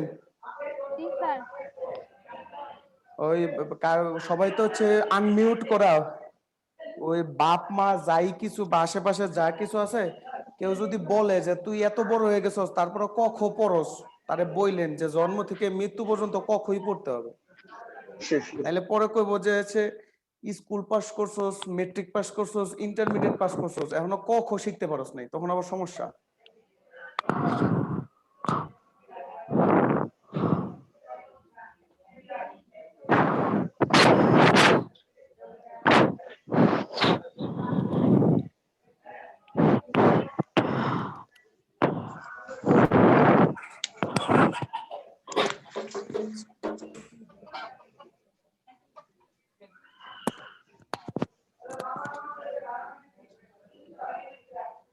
কিছু দেখা যাইতেছে না। আর আপনারা কথা কি সবাই বললে লিখছেন? দেখা যাচ্ছে না তো। বোর্ড দেখা যাচ্ছে না। বোর্ড কি দেখা যাচ্ছে না? এটা আপনার নেটের সমস্যা, কিন্তু হচ্ছে এভাবে কি সবাই দেখতে পারতেছেন না? দেখা যাচ্ছে যখন ভাইয়া দেখতে পাচ্ছি না। সবাই দেখতে পারতেছি না। আচ্ছা ঠিক আছে, আমি কিছুক্ষণ সময় আমি দিচ্ছি, তো এটা একটা দেখতে নেটের পাচ্ছি, স্যার। সমস্যা। হ্যাঁ, এটা একটা নেটের সমস্যা, আমি সময় দিচ্ছি, আপনারা উঠান।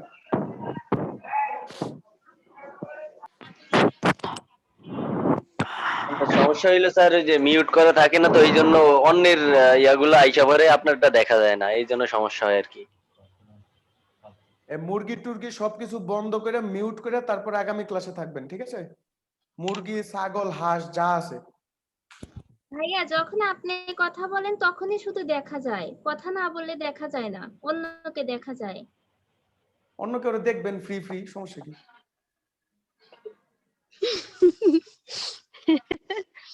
এটা আপনারই ভালো। সুবর্ণা ইসলাম, হ্যাঁ সুবর্ণা ইসলামের তো ভালো। সবাইকে উঠাইছেন? জি স্যার। আচ্ছা না ভাই উঠাইতে এখন- পাই নাই। আচ্ছা আচ্ছা, তাহলে উঠান। এখন উঠানোর পরে 2 মিনিট কেউ লিখবেন না, খালি বুঝবেন। স্যার লিখছি তো। আচ্ছা, অনেকেই লেখে নাই, লেখক।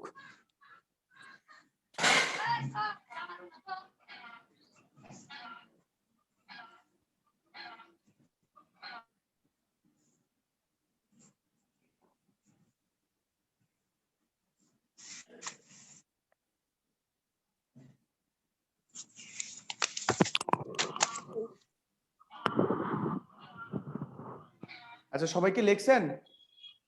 জি স্যার। আচ্ছা, এই যে দেখেন বর্গের সর্বশেষ যে ধ্বনি আছে এগুলোকে বলা হয় নাসিক্য ধ্বনি। কি ধ্বনি? নাসিক্য ধ্বনি। মানে এগুলো উচ্চারণ করার সময় নাকের বাড়ি খায়। নাকে কি খায়? বাড়ি খায়। মানে বাড়ি খায়। উচ্চারণ করার সময় নাকে যদি কোথাও স্পর্শ লাগে তাহলে তাকে বলা হবে নাসিক্য ধ্বনি। কি ধ্বনি? নাসিক্য ধ্বনি। সমস্যা রে, কি ধ্বনি? নাসিক্য ধ্বনি, স্যার। ধ্বনি। নাসিক্য ধ্বনি। এই যে দেখেন শব্দের যে প্রথমে যে বর্ণগুলো আছে এগুলাকে বলা হয় বর্গীয় ধ্বনি। কি ধ্বনি? বর্গীয় ধ্বনি। বর্গীয় ধ্বনি। বর্গীয় ধ্বনি। তাহলে বলেন বাংলা বর্ণমালায় বর্গীয় ধ্বনি কয়টি? 5টি, স্যার। বলেন 5টি। বাংলা বর্ণমালায় বর্গীয় ধ্বনি কয়টি? 5টি। 5টি। ক চ ট ত প উচ্চারণ করেন। ক চ ও চ ট ত প। ট ত প। ক চ ট ত প। ক চ ট ত প। তাহলে এই যে বাংলা বর্ণমালায় বর্গীয় বর্ণ 5টি। আচ্ছা, বাংলা বর্ণমালার প্রথম 2টা বর্ণ যে আছে একে বলা হয় অঘোষ। কি ঘোষ? অঘোষ। অঘোষ। যাদের আব্বা আম্মা সরকারি চাকরি করে তাদের কাছে আমি মিনতি করে সরি জানাচ্ছি, মানে আমি দুঃখিত। এটা আমরা বোঝার জন্য বলি কি যে বাংলা বর্ণমালায় যারা হচ্ছে সরকারি চাকরি করে তারা প্রথম বছর ট্রেনিং করে আর দ্বিতীয় বছর হচ্ছে কি পোস্টিং হয়। এই 2 বছর ঘুষ খাইতে পারে না, অঘোষ। তারপর মরার আগে 2 অঘোষ বছর ঘুষ খায়। এজন্য প্রথম 2টা হলো অঘোষ, তারপরে আমরা যা আছে সব কি ঘোষ না অঘোষ? ঘোষ ধ্বনি। মানে প্রথম 2 বছর হচ্ছে ঘুষ খাইতে পারে না, এজন্য হচ্ছে অঘোষ। আর বাকিগুলো হচ্ছে কি ঘোষ ধ্বনি। সবাই কি বুঝতে পারছি? আচ্ছা, বর্গের প্রথমটা হইলো অল্প প্রাণ ধ্বনি। কি প্রাণ ধ্বনি? অল্প প্রাণ ধ্বনি। অল্প প্রাণ ধ্বনি। প্রাণ ধ্বনি। দ্বিতীয়টা কি প্রাণ? মহাপ্রাণ। আবার বর্গের অল্প প্রাণ। তৃতীয়টা অল্প, চতুর্থটা হলো কি মহা। মানে আমরা দেখলাম কি বর্গের যে বিজুর যে ধ্বনি আছে 1, 3, 5 এগুলো হলো অল্প প্রাণ। এগুলা কি প্রাণ? অল্প প্রাণ। বর্গের যে বিজুর যে ধ্বনি আছে মানে 1 নাম্বার ধ্বনি কি ক, 3 নাম্বার ধ্বনি কি গ, আর 5 নাম্বার ধ্বনি কি ম। এগুলো হলো কি অল্প প্রাণ ধ্বনি। কি প্রাণ ধ্বনি? অল্প প্রাণ ধ্বনি। অল্প প্রাণ ধ্বনি। আর বর্গের যে জোড় শব্দগুলো আছে, জোড় শব্দগুলো কি? 2 4 2 এবং কি আম্মা দুই, যাই 6 চার। বলছেন, 6 তো আমরা লিখি নাই, এজন্য 6টা বলি নাই। হ্যাঁ, আমরা 2 এবং কি 4 পর্যন্ত লিখছি এবং 2 এবং 4 বলি।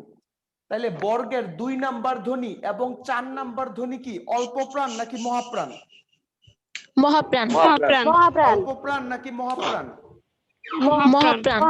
মহাপ্রাণ। তাহলে বলেন বর্গের যেই বিজুর ধ্বনিগুলো আছে, বিজুর বর্ণগুলো আছে, এগুলা কি অল্প প্রাণ ধ্বনি নাকি মহাপ্রাণ ধ্বনি? অল্প প্রাণ স্যার, অল্প প্রাণ। সবাই কি বুঝতে পারছি? জি স্যার। জি স্যার। আমার কাছে কোশ্চেনটা কিভাবে আসবে দেখেন, আমাদের কাছে কোশ্চেনটা আসে এভাবে, বলছে চ বর্গীয় ধ্বনির ঘোষ অল্প প্রাণ ধ্বনির নাম কি? চ বর্গীয়, কি বর্গীয়? তাহলে যখন চ বর্গীয় বলবে আমরা চ বর্গীয় ধ্বনিতে চলে গেলাম। কোন বর্গীয় ধ্বনিতে চলে যাব? চবর্গীয়। বলছে চ বর্গীয় ধ্বনির ঘোষ অল্প প্রাণ ধ্বনি। ঘোষ কি প্রাণ? অল্প প্রাণ। যখন বলবে ঘোষ ধ্বনি তখন কি আগের দুইটা নাকি পরের তিনটা? পরের তিনটা, কারণ প্রথম 2 বছর ঘুষ খায় না। তাহলে আমি পরেরটা চলে গেলাম। তাহলে পরেরটা চলে গেলে অল্প প্রাণ জোর ধ্বনি নাকি বেজোর ধ্বনি?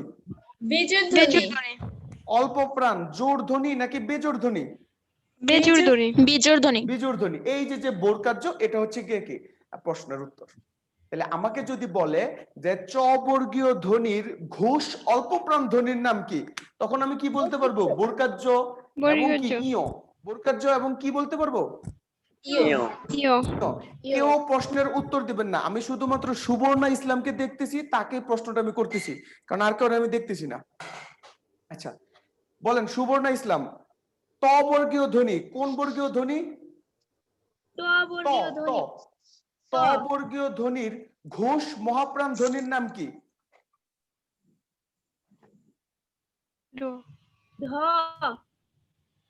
ত বর্গীয় ধ্বনির ঘোষ মহাপ্রাণ ধ্বনির নাম কি? ধ। আমাদের সুবর্ণ ইসলাম বলছে ধ। সবাই কি সঠিক? সবাই বলেন এটা কি সঠিক হয়েছে? জি। কারণটা হচ্ছে কি ঘোষ ধ্বনি হচ্ছে আগের দুইটা নয় পরের তিনটা, তার মানে কি ঘোষ। আর বলছি কি আমি মহাপ্রাণ, তাহলে মহাপ্রাণে কি জোর ধ্বনি না বিজোর ধ্বনি? জোড় ধ্বনি। তাহলে হচ্ছে কি ধ। সবাই কি বুঝতে পারছেন কিভাবে কোশ্চেন আসবে আর কিভাবে আনসার দিতে হবে? আমি না জি ভাইয়া। বুঝি নাই, মানে বক্সটাই বুঝি না। আপনি যেভাবে বোঝাইছেন না, বর্গীয় ধ্বনি আর নাসিক ধ্বনি বুঝছি, কিন্তু মাঝখানের গুলো বুঝতেছি না।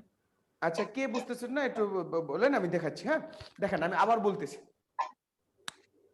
যে এই যে আমাদের এখন কি বলছে যে প্রথম দুইটা হলো অঘোষ ধ্বনি। বর্গের প্রথম 2 বর্ণ মানে কি ক খ চ ছ ট ঠ ত থ প ফ, এগুলো হচ্ছে অঘোষ ধ্বনি। কি ধ্বনি? আচ্ছা অঘোষ ধ্বনি। কেন অঘোষ ধ্বনি কিভাবে মনে রাখবেন? ওই যে বললাম যে হচ্ছে কি সরকারি চাকরির প্রথম বছর ট্রেনিং করে দ্বিতীয় বছর পোস্টিং হয়, এই 2 বছর ঘুষ খাইতে পারে না, এজন্য এটা হচ্ছে অঘোষ ধ্বনি। কি ধ্বনি? অঘোষ ধ্বনি। তাহলে এই দুইটা ধ্বনি বাদে পৃথিবীতে যত ধ্বনি আছে সব কি ঘোষ নাকি অঘোষ? ঘোষ ধ্বনি। তাহলে এই যে বাকি যে 3টা ধ্বনি আছে এটা কি ঘোষ ধ্বনি নাকি অঘোষ ধ্বনি? ঘোষ ধ্বনি। যে আপা বুঝতে পারেন না উনি কি বুঝতেছেন? জি স্যার। আচ্ছা তারপরে দেখেন বর্গীয় বর্ণের প্রথম বর্ণটা হলো অল্প প্রাণ ধ্বনি। কি প্রাণ ধ্বনি? অল্প প্রাণ ধ্বনি। পরেরটা হলো মহাপ্রাণ ধ্বনি, তারপরে আবার অল্প প্রাণ ধ্বনি, তারপরে আবার মহাপ্রাণ ধ্বনি, তারপরে হচ্ছে কি আবার অল্প প্রাণ ধ্বনি। তাহলে আমরা দেখলাম যে বর্গের যত বিজুর ধ্বনি আছে মানে কি 1 নাম্বার ধ্বনি, 3 নাম্বার ধ্বনি, 5 নাম্বার ধ্বনি, এটা হলো অল্প প্রাণ ধ্বনি। কি ধ্বনি? অল্প প্রাণ ধ্বনি। অল্প প্রাণ ধ্বনি। আর 2 নাম্বার এবং 4 নাম্বার ধ্বনি কি অল্প প্রাণ নাকি মহাপ্রাণ? সবাই কি বুঝতে পারছেন? তাহলে এবার যে আপা বুঝতে পারেন নাই উনি কি বুঝতে পারছেন? জি স্যার। আচ্ছা ঠিক আছে। তাহলে এই চারটা কি সবাই এখন উঠান, উঠে হলে কি বুঝেন, কারো কোনো সমস্যা থাকলে আমাকে বলেন, চারটা উঠায় বুঝেন।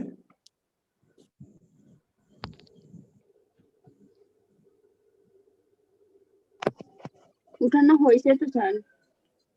অনেকে উঠানো হয় নাই, আপনারা হচ্ছে উঠান, সমস্যা নেই।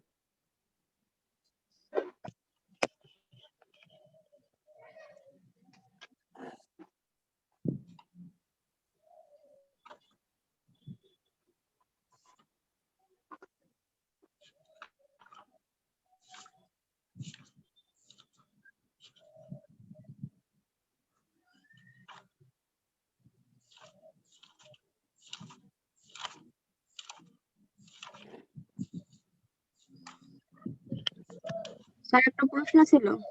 জি জি জি বলেন। এগুলা তো স্যার এই যে নবম দশম শ্রেণীর বাংলা ব্যাকরণ বইয়ে পাইছি, এই যে এই জি চার্টগুলা। জি জি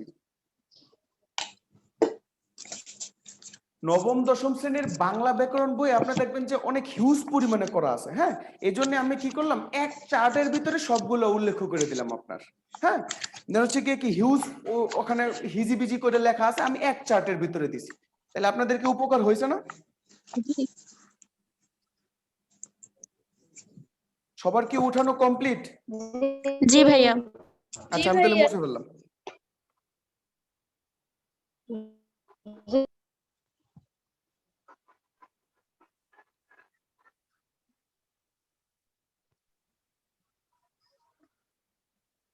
আচ্ছা, বর্গের তারপর আছে কি পরাশ্রয়ী বর্ণ। লেখেন পরাশ্রয়ী বর্ণ।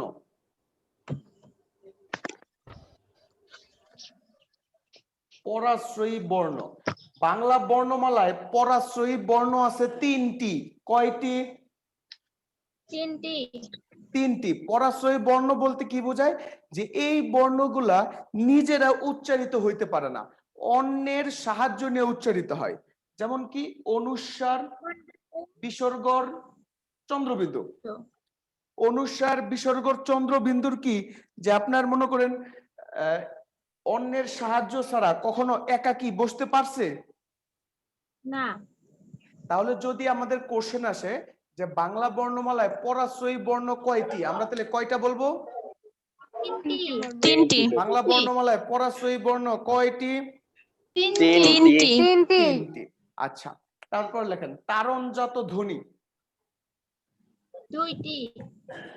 বাংলা বর্ণমালায় তারণজাত ধ্বনি আছে দুইটি। একটা হলো কি ড, আর একটা কি ঢ। মানে হচ্ছে গ্রামের ভাষায় ডাসির নাড়ো ডুসির নাড়ো নাকি? আচ্ছা, ডয় বিন্দুর রয় বিন্দুর, কে বলছেন? ঢয় শূন্য র। যাই হোক, ওইটাই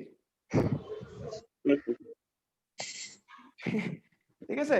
তো বাংলা বর্ণমালার তারণজাত ধ্বনি হলো কি, এই যে হলো কি দুইটা। সবাই কি বুঝতে পারছেন? আচ্ছা, এই যে যে তারণজাত ধ্বনি, কম্পনজাত ধ্বনি একটা আছে। হ্যাঁ, কম্পনজাত। কম্পনজাত ধ্বনি হলো র। কম্পনজাত ধ্বনি কি? র। র। যখন আমরা উচ্চারণ করি র, তখন এই যে যে জিহ্বা কি লড়ে না লড়ে না? তাইলে এই যে যে যখন আমরা যখন বলি র, এই জন্য জিহ্বা যে কম্পন হয়, এই জন্য র হলো কম্পনজাত ধ্বনি। আর তারণজাত ধ্বনি মানে হলো আমাদের ওই যে আল জিহ্বা আছে না, আল জিহ্বাটা নড়ে, এই জন্য একে বলা হবে তারণজাত ধ্বনি। এর জন্য একে কি বলা হবে? তারণজাত ধ্বনি। সবাই কি বুঝতে পারছি না পারি নাই? জি ভাই বুঝছি। আচ্ছা, তারপরে বাংলা বর্ণমালায় পার্শ্বিক বর্ণ কয়টি? বাংলা বর্ণমালায় পার্শ্বিক বর্ণ হলো একটি। একটা হলো কি ল, একটা কি ল, একটা কি ল, একটা কি ল। ল। বাংলা বর্ণমালায় এই যে যে বলেন, এই যে আমি লিখছি মূর্ধন্য স তারপরে ম, এটার উচ্চারণটা কি হবে বলেন? উষ্ম নাকি উষ্ম? উষ্মধ্বনি। উষ্ম কেন? মফলা সব জায়গায় উচ্চারিত হয় না, কিন্তু তালবাস্য, মূর্ধন্যস্ব, দন্তস্ব, হ এই চারটা ক্ষেত্রে কি মফলা উচ্চারিত হয়। এই চারটা ক্ষেত্রে মফলা কি হয়? তাহলে বাংলা বর্ণ উচ্চারিত হয়। উষ্ম বর্ণ আছে কয়টি? তিনটি। বাংলা বর্ণমালায় উষ্ম বর্ণ আছে 4টি। কয়টি? 4টি। 4টি। একটা হলো কি যে তালবাস্য, মূর্ধন্যস্ব, দন্তস্ব, হ। তালবাস্য, মূর্ধন্যস্ব, দন্তস্ব এবং কি হ। হ।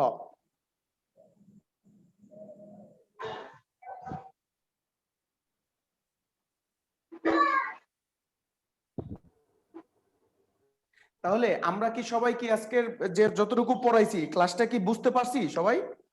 জি স্যার। ইনশাআল্লাহ স্যার, জি বুঝছি ভাই স্যার। বুঝছি। আচ্ছা, আজকে আমরা যতটুকুই বাংলা ক্লাস করছি, বাংলা ক্লাস কিরকম লাগছে? ভালো আলহামদুলিল্লাহ লাগছে। স্যার, ভালো স্যার। আচ্ছা, আপনারা কর্নিয়াতে যে একটা আশা, ইচ্ছা, আকাঙ্ক্ষা নিয়ে ভর্তি হয়েছেন, সবাই কি বুঝতে পারছেন যে আপনাদের এই যে যে বাংলা ক্লাসটা নিলাম আপনাদের কি ভালো হবে না খারাপ হবে? ভালো হবে। ভালো হবে। আচ্ছা, এবার একটু কথা বলি, সেটা হচ্ছে আপনাদের যারা আছেন তারা হচ্ছে গিয়ে কি কয়েকদিন পরে হচ্ছে কি আপনাদের অ্যাডমিশন পরীক্ষা। আপনারা কিন্তু এখনো বুঝতেছেন না। কেন বুঝতেছেন না? এতদিন আপনারা পড়াশোনা করছেন কি পড়াশোনা? হোমিওপ্যাথি পড়াশোনা। আমাদের এখানে যারা আমরা উপস্থিত আছি সবাই তো একসময় হোমিওপ্যাথি ওষুধ খাইছি না? হোমিওপ্যাথি ওষুধের জি। বোতল থাকে কয়টা? 2টা। একটা বোতলের ওষুধ খাইলে রোগটা বাড়ে, আরেকটা বোতলের ওষুধ খাইলে রোগটা কমে। তো আপনারা ক্লাস 9-এ আপনারা কি করছেন? পড়ছেন, 10-এ পরীক্ষা দিয়েছেন, ইন্টারমিডিয়েট ফার্স্ট ইয়ারে পড়ছেন, ইন্টারমিডিয়েট সেকেন্ড ইয়ারে পড়ছেন, তাহলে বলছেন এখন কি হোমিওপ্যাথি পড়াশোনা করছেন না? জি স্যার। আগামী এই যে যে আপনার 2 মাস বা 3 মাস যে আপনারা সময় পাবেন, এই সময় কি হোমিওপ্যাথি পড়াশোনা হবে যে এ বছর পড়লাম আগামী বছর পরীক্ষা দিলাম? না। এটা কি সম্ভব? না। সুবর্ণ ইসলাম কয় হ্যাঁ। আমি বলি নাই, হ্যাঁ অন্য কেউ বলছে।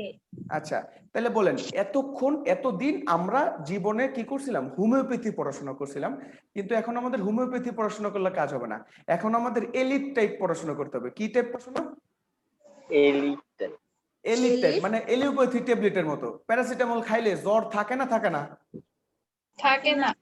থাকে না। তো ঠিক একই রকম এই যে যে আজকে আমরা যতক্ষণ পর্যন্ত পড়লাম, আমরা আরো কিছু তথ্য দিব যদি আমরা বেশি মানে পড়াশোনা করি, তাহলে হচ্ছে কি মাথায় ব্রেনে, এই জন্য আপনাদের আমি কিছু বুঝাই দিচ্ছি আগে। দেখেন, এই যে যে আমরা বাসায় পড়লাম, আমাদের কিন্তু বাসায় কোনো চাপ নাই। কোনো চাপ আছে? স্যার। বাসায় কোনো চাপ নাই। আমাদের যে দৈনিক বা হচ্ছে গিয়ে কি যখনই আমাদের কর্নিয়া কোচিং সেন্টার আপনাদের পরীক্ষা নিবে, আপনারা হচ্ছে গিয়ে কি সবাই পরীক্ষাটা সিরিয়াস ভাবে দিবেন। ঠিক আছে? আমি দেখতে পাচ্ছি হচ্ছে গিয়ে আমার বাসা হচ্ছে গাজীপুর। আমিও গাজীপুর থাকতে যখন আমার অনলাইনে ক্লাস ছিল বিশ্ববিদ্যালয়ের, তখন আমি নিজেও অনেক কষ্ট করে অনলাইন ক্লাস করছি। সুতরাং আমরা অনেকে অনলাইন ক্লাস করতেছি অনেক কষ্ট পাবে। এখন আমাদের কিছু করার নাই, আমরা পরিস্থিতির শিকার। কিন্তু এই যে যে আমাদের বাসায় কোনো কাজ নাই, কোনো চাপ নাই, এখন যে এই যে আমরা যদি না পড়ি তাহলে এটা কি কবিরা গুনাহ হবে না? এটা নিশ্চিত কবিরা গুনাহ হবে। আপনাদের কোথাও যাওয়ার নাই, এখন আপনাদের পড়তে হবে। আর আপনারা হচ্ছেন কি একটা ব্রত নিছেন, ব্রতর নাম কি? আপনারা সৈনিক। কারণ হচ্ছে কি আপনারা যখন কয়দিন পরে সার্ভ করবেন আমাদের, তাহলে আপনারা কি সৈনিক? দেখেন, আমি আপনি সবাই লকডাউনে চলে যেতে পারতেছি, কিন্তু একটা নার্সের আপু বা একটা নার্সের ভাইয়া কি চলে যেতে পারতেছে? না। তাইলে আপনারা এই যে যে দেশ সেবার ব্রত নিছেন, এই দেশ সেবার ব্রত নিতে গেলে সবার আগে আপনারা কি করতে হবে? নিজের প্রস্তুতি নিতে হবে।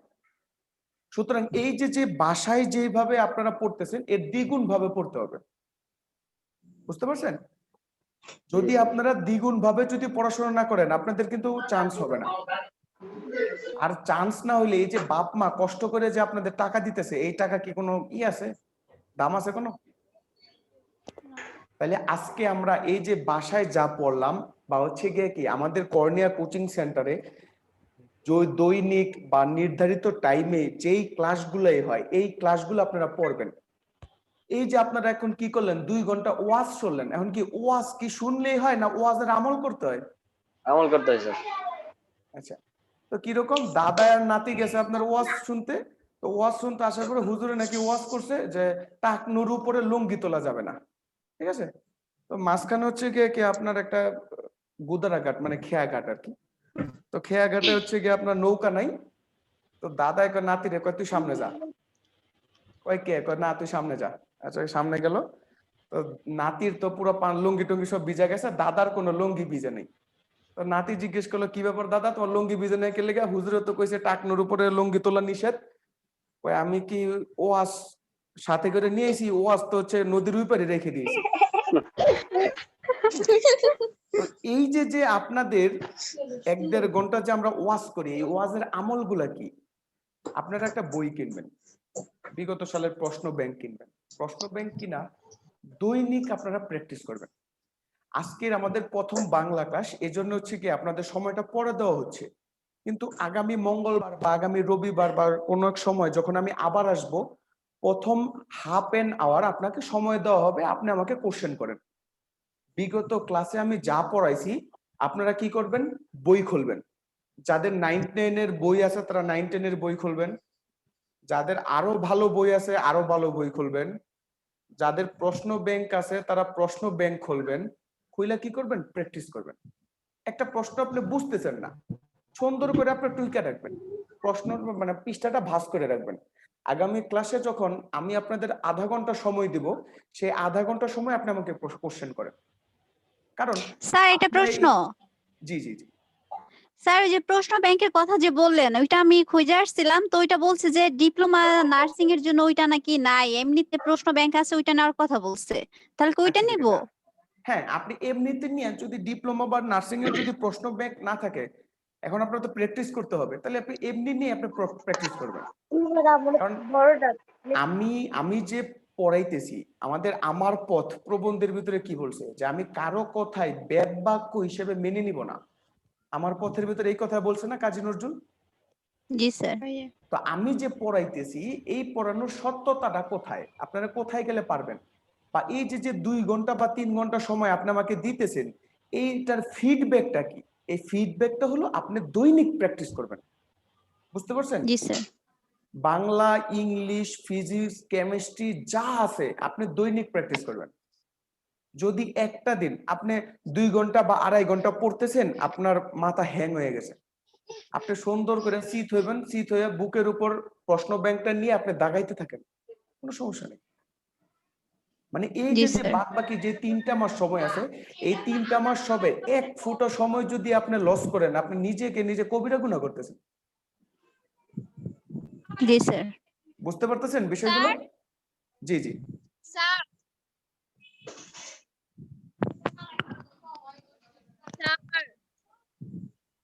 বলেন, কে বলতেছেন বলেন।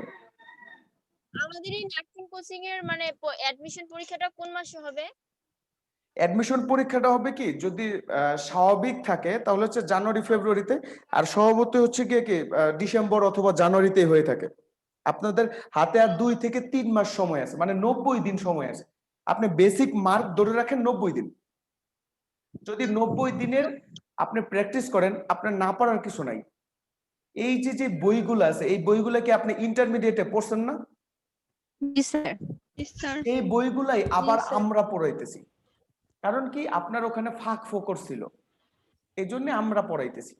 তাহলে আপনি যদি এই ফাঁক ফোকর যদি এখন এই কর্নিয়া কোচিং সেন্টারও যদি ফাঁক ফোকর থাকে, তাহলে আপনার আব্বা আমার কি টাকা বেশি হয়েছে? না। তাহলে এই জন্য কি করতে হবে, দৈনিক প্র্যাকটিস করে সমস্যা বের করতে হবে, যে স্যার বা ভাইয়া আমার এই জায়গায় সমস্যা আছে, আমার এই জায়গায় সমস্যা আছে, আপনি আমাকে বলে দেন।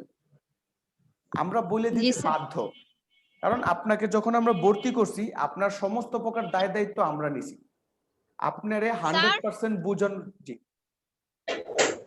আর আমরা যদি অন্য কোনো বই থেকেও পড়ি, যদি প্রবলেম থাকে তাহলে কি আপনি বুঝিয়ে দিবেন? হ্যাঁ হ্যাঁ হ্যাঁ, কোনো সমস্যা নেই, আপনি যেই বই থেকে পড়েন। ও বুঝতে পারছেন? বাংলা রিলেটেড যত প্রকার কোশ্চেন আছে আপনি আমাকে করবেন, ইংলিশ রিলেটেড যত প্রকার কোশ্চেন আছে ইংলিশ স্যারকে বলবেন। আমি চাই যে আমাদের এখানে যারা উপস্থিত আছে তারা যেন 100% বুঝে। সবাই কি বুঝতে পারছেন? জি স্যার। জি ভাইয়া। আচ্ছা। জি ভাইয়া। এই যে তাহলে আপনাদের যে ক্লাস হলো, আচ্ছা ফারজানা নুসরাত, হ্যাঁ ফারিয়া নুসরাত, আপনার ধ্বনির ব্যঞ্জনা নিয়ে কষ্ট হয়েছে। আচ্ছা কষ্ট হচ্ছে ধ্বনির ব্যঞ্জনা।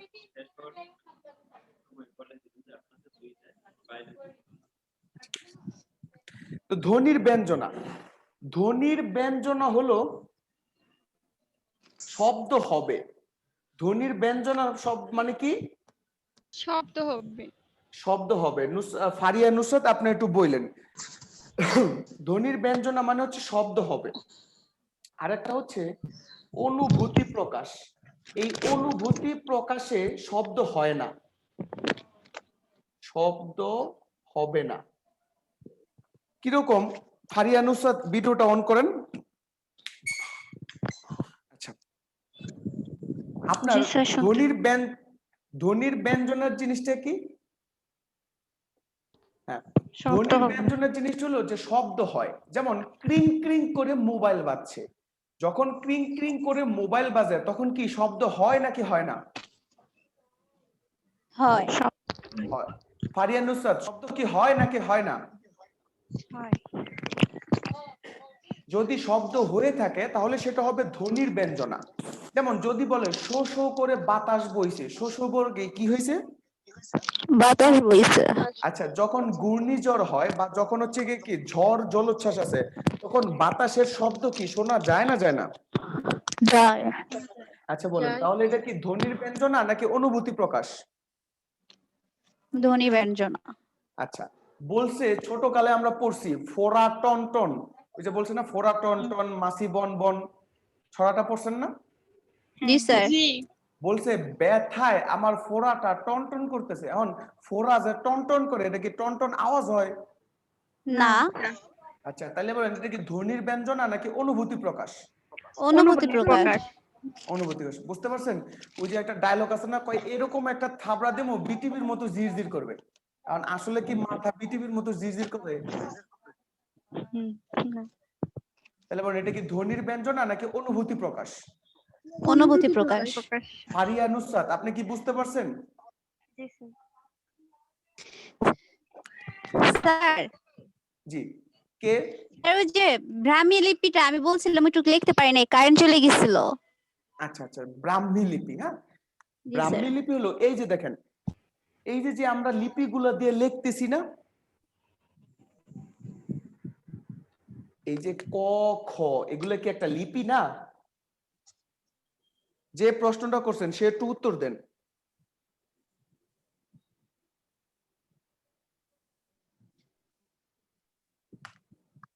হ্যালো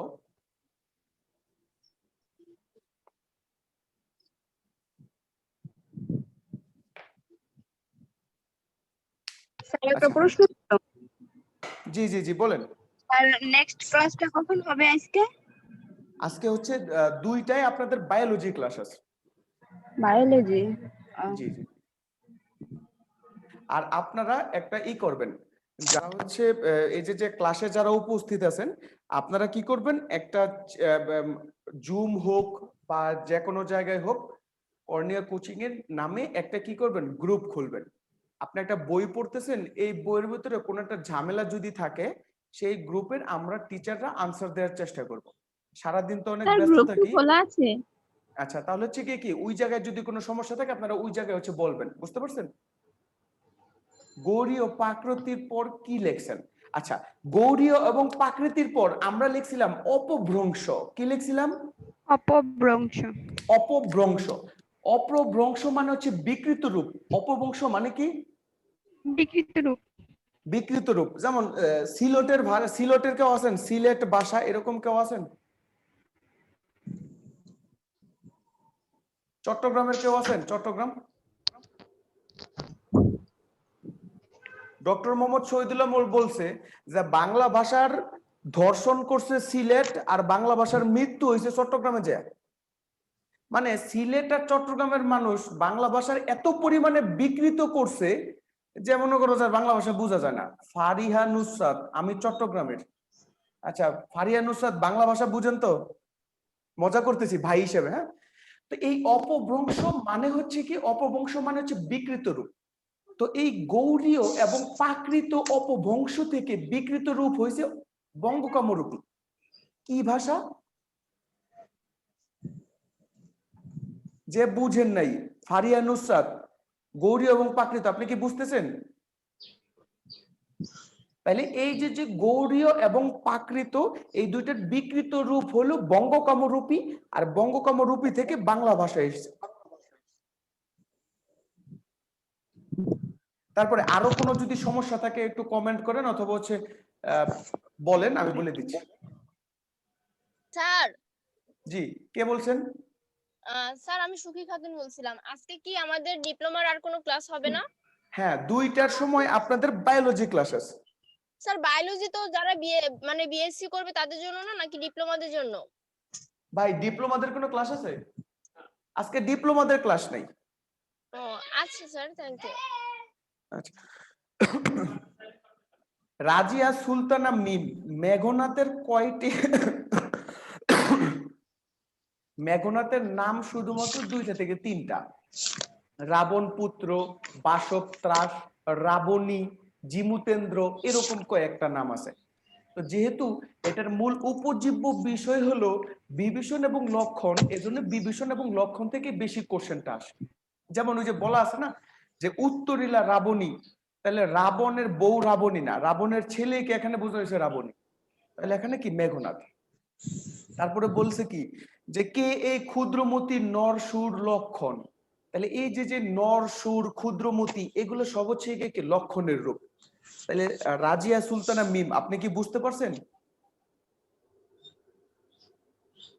আরো কারো কোনো কোশ্চেন থাকলে বলেন, সমস্যা নেই। ভাইয়া আপনি আমার কথা শুনতে পাচ্ছেন? কে বলছেন?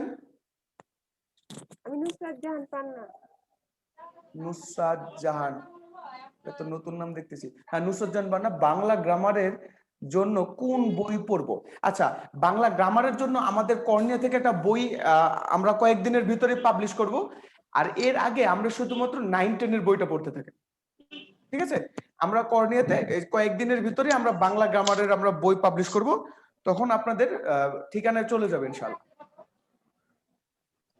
স্যার। জি, কে বলছেন? স্যার সোনিয়া আক্তার। সোনিয়া আক্তার, জি বলেন। স্যার ওই যে ব্রাহ্মী লিপিটা ওইটা ওখানে গৌড়ীয় তারপরে প্রাকৃত, তার থেকে আসছে কি? ব্রাহ্মী লিপিতে তো গৌড়ীয় প্রাকৃত না। লিপি বলতে কি বোঝায়? লিপি হলো যা দ্বারা আমরা লিখি, যা দ্বারা আমরা কি করি? লিখি। লিখি। তাহলে এই যে দেখেন ক খ গ, এগুলো হচ্ছে একটা লিপি। এই লিপিগুলা কোন লিপি থেকে আসছে? এই লিপি আসছে ব্রাহ্মী লিপি থেকে। ব্রাহ্মী লিপি, জি স্যার, বুঝতে পারছেন? এতটুকু বুঝছি। জি স্যার। স্যার। তারপরে স্যার। জি জি বলেন। স্যার তারপরেরটাই তো বুঝি নাই স্যার। তারপরে কি লিখছিলাম আমি? ওই যে গৌড়ীয় আর যে প্রাকৃত, ওই যে ওটা গৌড়ীয় আর প্রাকৃত, আপনি হচ্ছে কে রেকর্ডেড ক্লাস তো আপনি ওটা দেখেন। তো গৌড়ীয় আর প্রাকৃত হলো কি 2টা ভাষা, সে 2টা ভাষার বিকৃত রূপ হলো অপভ্রংশ। বিকৃত রূপের নাম কি? অপভ্রংশ। অপভ্রংশ। সেই বিকৃত অপভ্রংশ থেকে একটি ভাষার জন্মগ্রহণ করছে, যার নাম হচ্ছে বঙ্গকামরূপী। কি ভাষা? জি স্যার, এই যে এতটুকুই বঙ্গকামরূপী। এই বঙ্গকামরূপী থেকে বাংলা ভাষার তৈরি রূপী। জি স্যার, ঠিক আছে, লামিয়া, থ্যাংক একটা ইউ। কথা বলি। জি লামিয়া বলেন। রাজিয়া সুলতানা মিম বলেন। জি ভাইয়া, 15 তারিখের ভিতরে কি বইটা পাবো? হ্যাঁ, আমরা ইনশাআল্লাহ 15 তারিখের ভিতরে আপনাকে বইটা দেওয়ার চেষ্টা করবো। আমাদের বইটা প্রেসে আছে অলরেডি। স্যার জানেন তো। জি জি বলেন। স্যার ওই যে বিভীষণের প্রতি মেঘনাথ, হ্যাঁ, এই কবিতার লাস্টে হলো একটা কথা বলছিলেন 372টি শব্দ নাকি, আমি মানে জি জি শুনি জি, নাই। 71টি লাইন, 372টি শব্দ। আর এই বিভীষণের প্রতি মেঘনাথের কয়েকটা গুরুত্বপূর্ণ লাইন আপনারা বাসায় চেষ্টা করবেন পড়ার জন্য। যেমন বলা আছে, স্থাপিলা বিধুরে বিধি স্থানুর ললাটে। স্থাপিলা মানে স্থাপন করলো, বিধু মানে চাঁদ, বিধি মানে আকাশ, ললাটে। তাহলে স্থাপিলা বিধুরে বিধি স্থানু ললাটে। স্থাপিলা মানে স্থাপন করলো, বিধু মানে চাঁদ, বিধি মানে বিধাতা, স্থানু মানে আকাশ। তাহলে আল্লাহ তাআলা চাঁদকে আকাশেই কি করছে? স্থাপিত করছে। তার মানে কি? যে আল্লাহ তাআলা চাঁদকে তার যোগ্য সম্মান দিছে। স্যার তাহলে ঠিক কি এক ৭১টি লাইন আর ৩৭২টি শব্দ শুধু এতটুকু লিখবো না স্যার? জি জি জি। আর হচ্ছে এই যে যে স্থাপিলা বিদুরে বিদে স্থানুর ললাটে পরে কি ভূতলে শশী যান গড়াগড়ি ধোলায় স্বচ্ছ সরোবরে করে কেলি রাজহংস পঙ্কজ কাননে যাই কি সে কবু পঙ্কিল সলিলি। তারপরে বলা আছে কি যে গুণবান যদি শৈবালদের ধাম। স্বজন গুণ কি জি স্যার বলেন। বলছে গুণবান যদি স্বজন গুণবান যদি পরজন গুণহীন স্বজন তথাপি নির্গুণ স্বজন শ্রেয় পর পর সদা। এই যে যে লাইনগুলো আছে এই লাইনগুলো আপনাদের পড়তে হবে, বুঝতে পারছেন? কালকে সবার অ্যাসাইনমেন্ট হলো কি যে মানে আগামী ক্লাসের আগ পর্যন্ত মেঘ বিভীষণের প্রতি মেঘনাদ পুরো কবিতাটা পড়বেন, পড়ার পরে কার কোন লাইনে সমস্যা আছে সেটা হচ্ছে কি আপনারা বের করবেন। জি স্যার। আর কোনো সমস্যা আছে কারো? না স্যার। জি না স্যার। আচ্ছা ঠিক আছে, তাহলে যারা আপনারা ডিপ্লোমা না কি যেন বললেন ভাই? জি স্যার ডিপ্লোমা আর বিএসসি। বায়োলজি ক্লাস কাদের? আচ্ছা বিএসসি দের দুপুর 2টায় আপনার বায়োলজি ক্লাস আছে। হ্যাঁ ডিপ্লোমারাও চাইলে করতে পারবেন, সমস্যা নেই। জি স্যার। আচ্ছা সবাই তাহলে হচ্ছে গিয়ে কি ভালো থাকবেন, আর হচ্ছে গিয়ে কি স্বাস্থ্যবিধি মেনে চলবেন। হ্যাঁ আর হচ্ছে গিয়ে কি বাইরে বের না হয়ে বাসায় খালি পড়াশোনা করবেন, কারণ আপনারা বিগত 3 বছর কোনো পরীক্ষা পান নাই। নতুন করে যখন একটা পরীক্ষা আসবে আপনাদের একটা কি সমস্যা দেখা দিতেই পারে। এজন্য একজন যুদ্ধের সৈনিক সবসময় যুদ্ধের জন্য প্রস্তুত থাকবে, সুতরাং একজন শিক্ষার্থী সবসময় পরীক্ষার জন্য প্রস্তুত থাকবে, বুঝতে পারছেন? আপনাদের এই ডিপ্লোমা পরীক্ষার মানে বায়োলজি ক্লাস করার আগে পর্যন্ত যতটুকু আপনারা সময় পান খাওয়া দাওয়া রেস্ট করার পরে ওই যে যেভাবে বলছি যে হচ্ছে কি বাংলা আপনি কি করবেন সিগনেচার দিতে থাকেন বা খুঁজতে থাকেন, খুঁজে হচ্ছে কি পৃষ্ঠাটা বন্ধ করে ফেলেন, যেহেতু আগামী সপ্তাহে বা হচ্ছে কয়েকদিন পরে 2-3 দিন পরে বাংলা ক্লাস, এই জন্য এটা ভুলে যেতে পারেন, এই জন্য পৃষ্ঠাটা ভেঙে রাখবেন। আর যে যেইখান থেকে কোশ্চেন পারেন কোশ্চেন দিবেন, কিন্তু কোশ্চেন ছাড়া কেউ আসবেন না। ওই সুবর্ণা ইসলাম সারাদিন চায় থাকলে কাজ হবে না, কোশ্চেন বের করতে হবে, ঠিক আছে? আচ্ছা ঠিক আছে, তাহলে আজকে এতটুকু পর্যন্তই। হ্যাঁ জি স্যার। আসসালামু স্যার আলাইকুম। আসসালামু আলাইকুম। ওয়ালাইকুম আসসালাম। স্যার আসসালামু আলাইকুম।